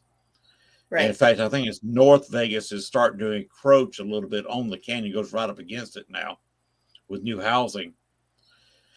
But the reason called Red Rock is because they got some sandstone. She explained through geology how it all happened. Beautiful dark red, barn red color in the rocks. Beautiful area. And she was explaining how it happened and how it goes. So she's very good at that. And she visits junk cars, interesting canyons, places where if you don't tour the West, you never get to go. And now she's got Yeah. her own compound there right on the edge of Death Valley, where she has to go in town to get water. Yep. It has to fight snakes and scorpions. Yeah. And the heat. She was going outside. This video she put up today was shot about 3 or 4 days ago, and it was over 90 degrees in her yard. Yeah. No. Yeah. So No. if you like that kind of thing, just look up Wanda Hussey on YouTube, and she makes quite the living. Yeah, I off bet. her videos on YouTube. Well, that's cool. More And scorpions and snakes for her. I'll stick with my my Sasquatch and all the other zillions of animals that we have here. We pretty much have everything. Kanga made a couple of posts. She said an island, swanky. And I agree. You got your own, you're living on an island, so that's swanky. Then she said, red rocks come from the oxidation of iron within. And she's absolutely right. It's the oxidation of iron that makes them kind of red. And basically, they're hardened sand dunes that had a little iron in them and bled out into the sand that formed a very interesting pattern that was just a very hardened sand dune, because it probably had iron oxide in it, and all that hardened over centuries, and it's a soft rock now. Yeah. But it's absolutely stunningly beautiful. Oh yeah, for sure. And I'm trying to think. I think it was the second to last trip to Vegas. I've made several trips there for events and things like that, which is why I always have to stop by the museum when I go. But last time I recall seeing the Red Rock area. It's very pretty. yes, it is. Yes. The first time I went to Vegas was 92, somewhere 92. That's somewhere 92, 2002. And we're staying in the Riviera, but this is obviously before it got torn down. Right. And of course, that's a creepy place if you open your mind up. That place had ghosts walking around. And I went clubbing around. The wife was asleep. And so I went clubbing around and was coming back in at 4:00 in the morning and got on an elevator. This gal got on the elevator with me, skimpily dressed, didn't have enough clothes on to make a scarf out of. That's Vegas for you. That's Vegas. Yeah. And she noticed that I'd punched up her floor. I got in there before she did. She reached up to push the button to her floor, and I'd already punched it. She said, "You're not my client, are you?" No. I didn't call for anybody. She said, "Well, darn, I was hoping you were my client." Aw. And I said, "Really?" She said, "Yeah." She said, I really wish it was my client. It's probably some older, kind of like I look now, older fat guy. Of course, I didn't look like that in 2003. But and I got the idea that had I reached up and pulled emergency stop, we could have got it on right there on the elevator. I got off the elevator. She stumbled off of it. She said, "Are you sure you're not my client?" I said, "Positive." And I had to go to the left, and she had to go to the right to her room. So she said, "I sure you wish you was. Darn." And stumbled down the hallway, down the opposite end, and I'm just sitting there, and I've been drinking since 8 or 9 o'clock at night, so I was buzzed. 70 hours of drinking in my hand. I was buzzing, and obviously she was. But that was a Las Vegas prostitute coming on to me in an elevator in the hallway of the Riviera. It's crazy. Oh, that's great. Did you get a picture in the front with all the gold bums? I got several pictures. I'm not sure where they are right now, but I got several photos. They're on a disc or a hard drive somewhere because I was using digital camera. Floppy disk somewhere in a box. But probably because that was the early years of digital photography. Oh, indeed. I didn't take the regular the camera out there. I just took a quick digital because it was a vacation. It was a working vacation. I was out there for a conference. Almost went out there in 2002 and then 2003, and I forget which year it was. I almost killed myself. Ooh. I was standing on the edge of the Grand Canyon, taking some photos, and my feet, I was not picking up my feet. I was standing solidly on ground, but it was sloping. And I started sliding a little bit, but I didn't pay much attention to it. Both feet were sliding a little bit. They'd slide. I'd take another photo. They'd slide. I'd take another photo or two. They'd slide some more. Mm-hmm. And when I got done taking the pictures in that spot, I realized that I'd slid about 15, 20 feet down a slope. And I was only about 10 feet from the edge. Oh, my gosh. And I realized that all of a sudden I could not take a step without sliding closer to the edge. And I didn't have a whole lot of leeway. So I had the camera hanging around my neck and slung it around to my back and practically laid down on my belly on the ground, spread my feet and legs out as much as I could, and started grabbing every weed I could to try to pull myself back up that slope. The first one pulled out of the ground, and I almost went backwards into the canyon. But the next one I got hold of was a little bit more substantial and a little bit further up. And I managed to grab hold of that, and then grab hold of some grass and a tree, and pull myself back up that slope. Oh my goodness. that I almost fell into the Grand Canyon. That is quite the story. I'm very glad you didn't, Len. That would have been a little bit embarrassing for the wife because where's my husband? You was just on that edge right there a minute ago. You take some pictures right over there. Where are you gonna go?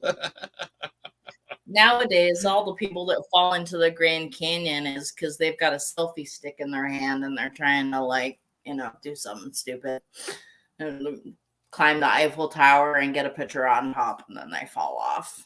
If you just look online, people that have died trying to take selfies in the most ridiculous places, it makes you really, really worried for the younger generation. Yeah, I was not taking a selfie. I was just had a digital camera sitting there taking pictures of the canyon, and just started slipping.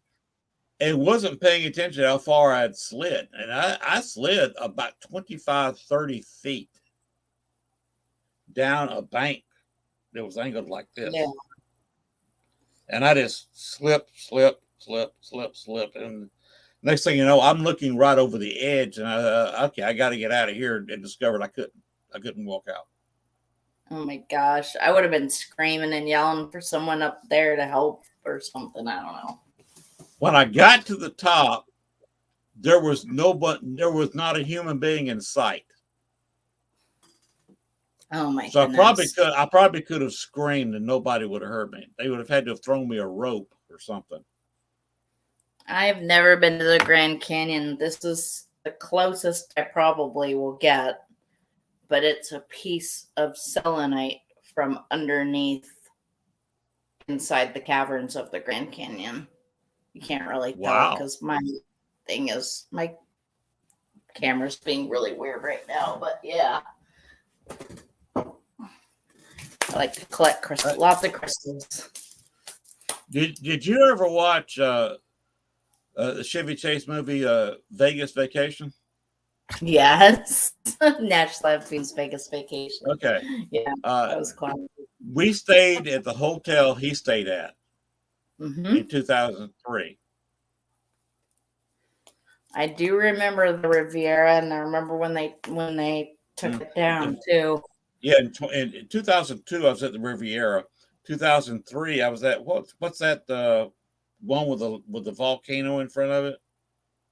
Oh, that's the first one I stayed. The Mirage. The Mirage.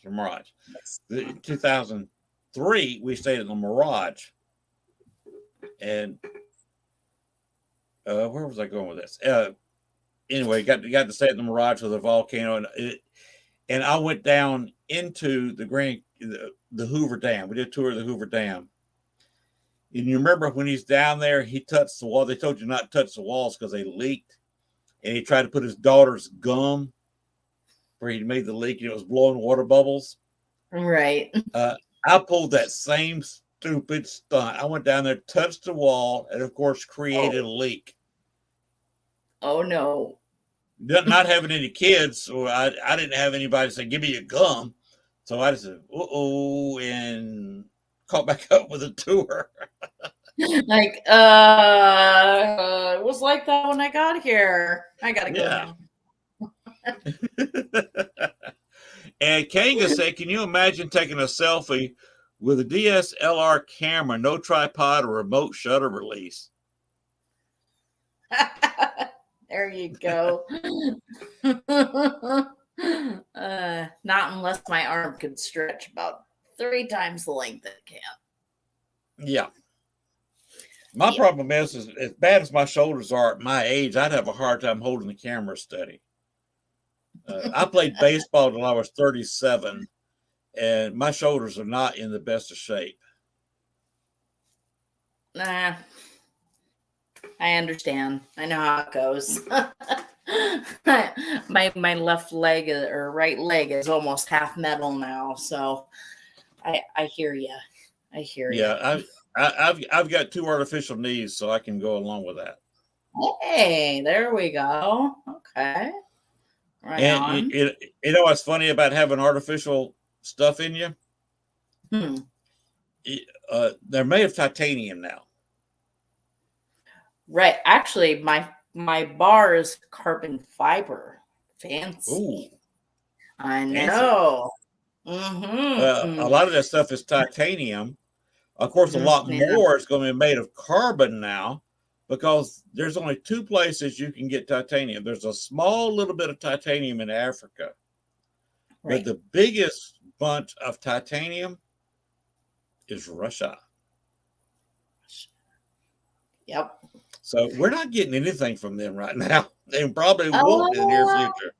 yeah, I was gonna say not for a long, long, long, long, long, long So time. you're probably going to see a lot of carbon fiber, artificial knees and hips and whatever coming up.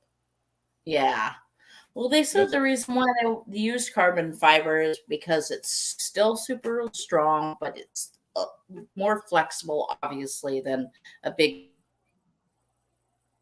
travels. It fills up my whole entire thigh. They wanted to make sure I had a little bit of movement and stuff with it, but and it looks really weird on the X-ray. It doesn't look like normal steel does. It's just this thin, tiny little hairline line just down the side.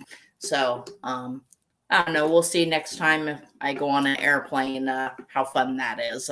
I'll save an extra half an hour to set aside to explain and or show them because if they're gonna give me a well, hard time about it, I'll just drop my pants right there in security and just say, "Look at my scar. There you go." It's artificial leg. fortunately, carbon Mhm. fiber and titanium are not magnetic, so it doesn't pick up with the magnetic sensors. No, no, but all the bolts and screws are still steel, so those are good. I had my There. first foreign body part when I was 11 and 12 months old. Oh Cadaver wow. heart. Oh wow. Yep. Guy in Florida. He was an athlete, had a good body, good health, but got hit by a drunk driver. So Oh. that was my first foreign body part. So now I'm a zombie cyborg. Well, the wife's going to have that in common with me because she's going to have a couple of rods now in her back, and that's going to mix with my titanium and plastic knees. So I'm assuming her bars are going to be aluminum or titanium or carbon fiber. I don't know which, because you can't put nickel steel in there because that's it. You can't go into a courtroom. Yeah, Those things are goodness. supposed to be designed so they don't set off every magnetometer you have to walk through. Not to Of course, mention, so many people are allergic to nickel, and nickel can really react bad with skin sometimes. right, So and yeah, you got to have the nickel or the steel to make it harder, and one make it purer, so you don't have any rust or anything. yeah. Well, I sure hope everything goes good with your wife's surgery and everything. Talking Well, I'll about find about out Monday. all of this stuff, it's starting to make my leg hurt from sitting. So, All right. um, What want to go ahead in? We've been at it for 3 hours and almost 40 minutes. I love chatting with you, Len. Thank you so much for inviting me. This has been a wonderful evening. You're great to talk to, and thank you for everybody and anybody who came by and listened in. And like you said, if you ever want to get a hold of me, you can find me online. I'm sure he'll put in information or whatever. And of course, keep watching this guy's awesome shows because he's a great guy. Thank you, Kanga. She said, wishing your wife all the best. And Kanga, we're about to end this show. So, Kanga, I appreciate you stopping by, and we'll see Thank you you, Saturday Kanga. night. We'll talk to you Saturday night. Sasha, we'll see you another time, and maybe I'll have you back on the show some other time. We've had a good time tonight for 3 hours and 40 minutes, and let me know if you go on an investigation and you maybe got some results. maybe you got something to play or some photos you can show or something like that, and we'll sit there and talk about what you're doing, at that point. Yeah, I would love that. I would love the opportunity to show off some great stuff that I've already got and stuff that will be coming in the future. There'll be lots, videos, audio, photos. That would be wonderful. And we can just do that on another show some other time. Perfect. Because I do weekly shows. That's 52 shows a year. And right on. I'll squeeze in there somewhere. Yeah. Well, some of them are recorded. Like I recorded one this past Sunday or Saturday. Saturday I recorded it. A 2-hour show. And actually 2 1-hour shows. I can't replay a recorded show over an hour. So I have to record 2 55-minute shows to make a 2-hour show. Mm. But I did that Saturday, and I got to record another one Sunday. So I keep busy. That's good. I'm glad. We all need to keep busy, right? That's right. But you take care, and be careful out there. And if you end up going ghost hunting, happy hunting. Thank you. I will indeed, and you as well. And I'm sure I'll see you around soon. And tell Dexter I said good night. Thank you so much. Good night to you. It was wonderful again. Thank you for inviting me. Enjoyed it. Good night. Good night. All right, that's all of our interview tonight, and that's about all of our show. We have gone 3 hours and 40 some odd minutes here, so we are well into overtime. We had overtime tonight. Do one more time, overtime. So we had overtime tonight. Don't forget the 2 Paracons that I've got banners for. If you got one, send me one, and I'll be glad to advertise your Paracon here. Parapsychon 3, May 20th through 22nd, the Ohio State Reformatory. You can at www.parapsychon.com. Check them out there. And then New Jersey, the www. It's hard to read. New Jersey ParaUnityExpo.com. You go there, it's the 18th New Jersey Para-Unity Expo, Woodbridge, New Jersey. A lot of the same lineup from the other one. Chip Coffey, Dave Schrader, nice guys.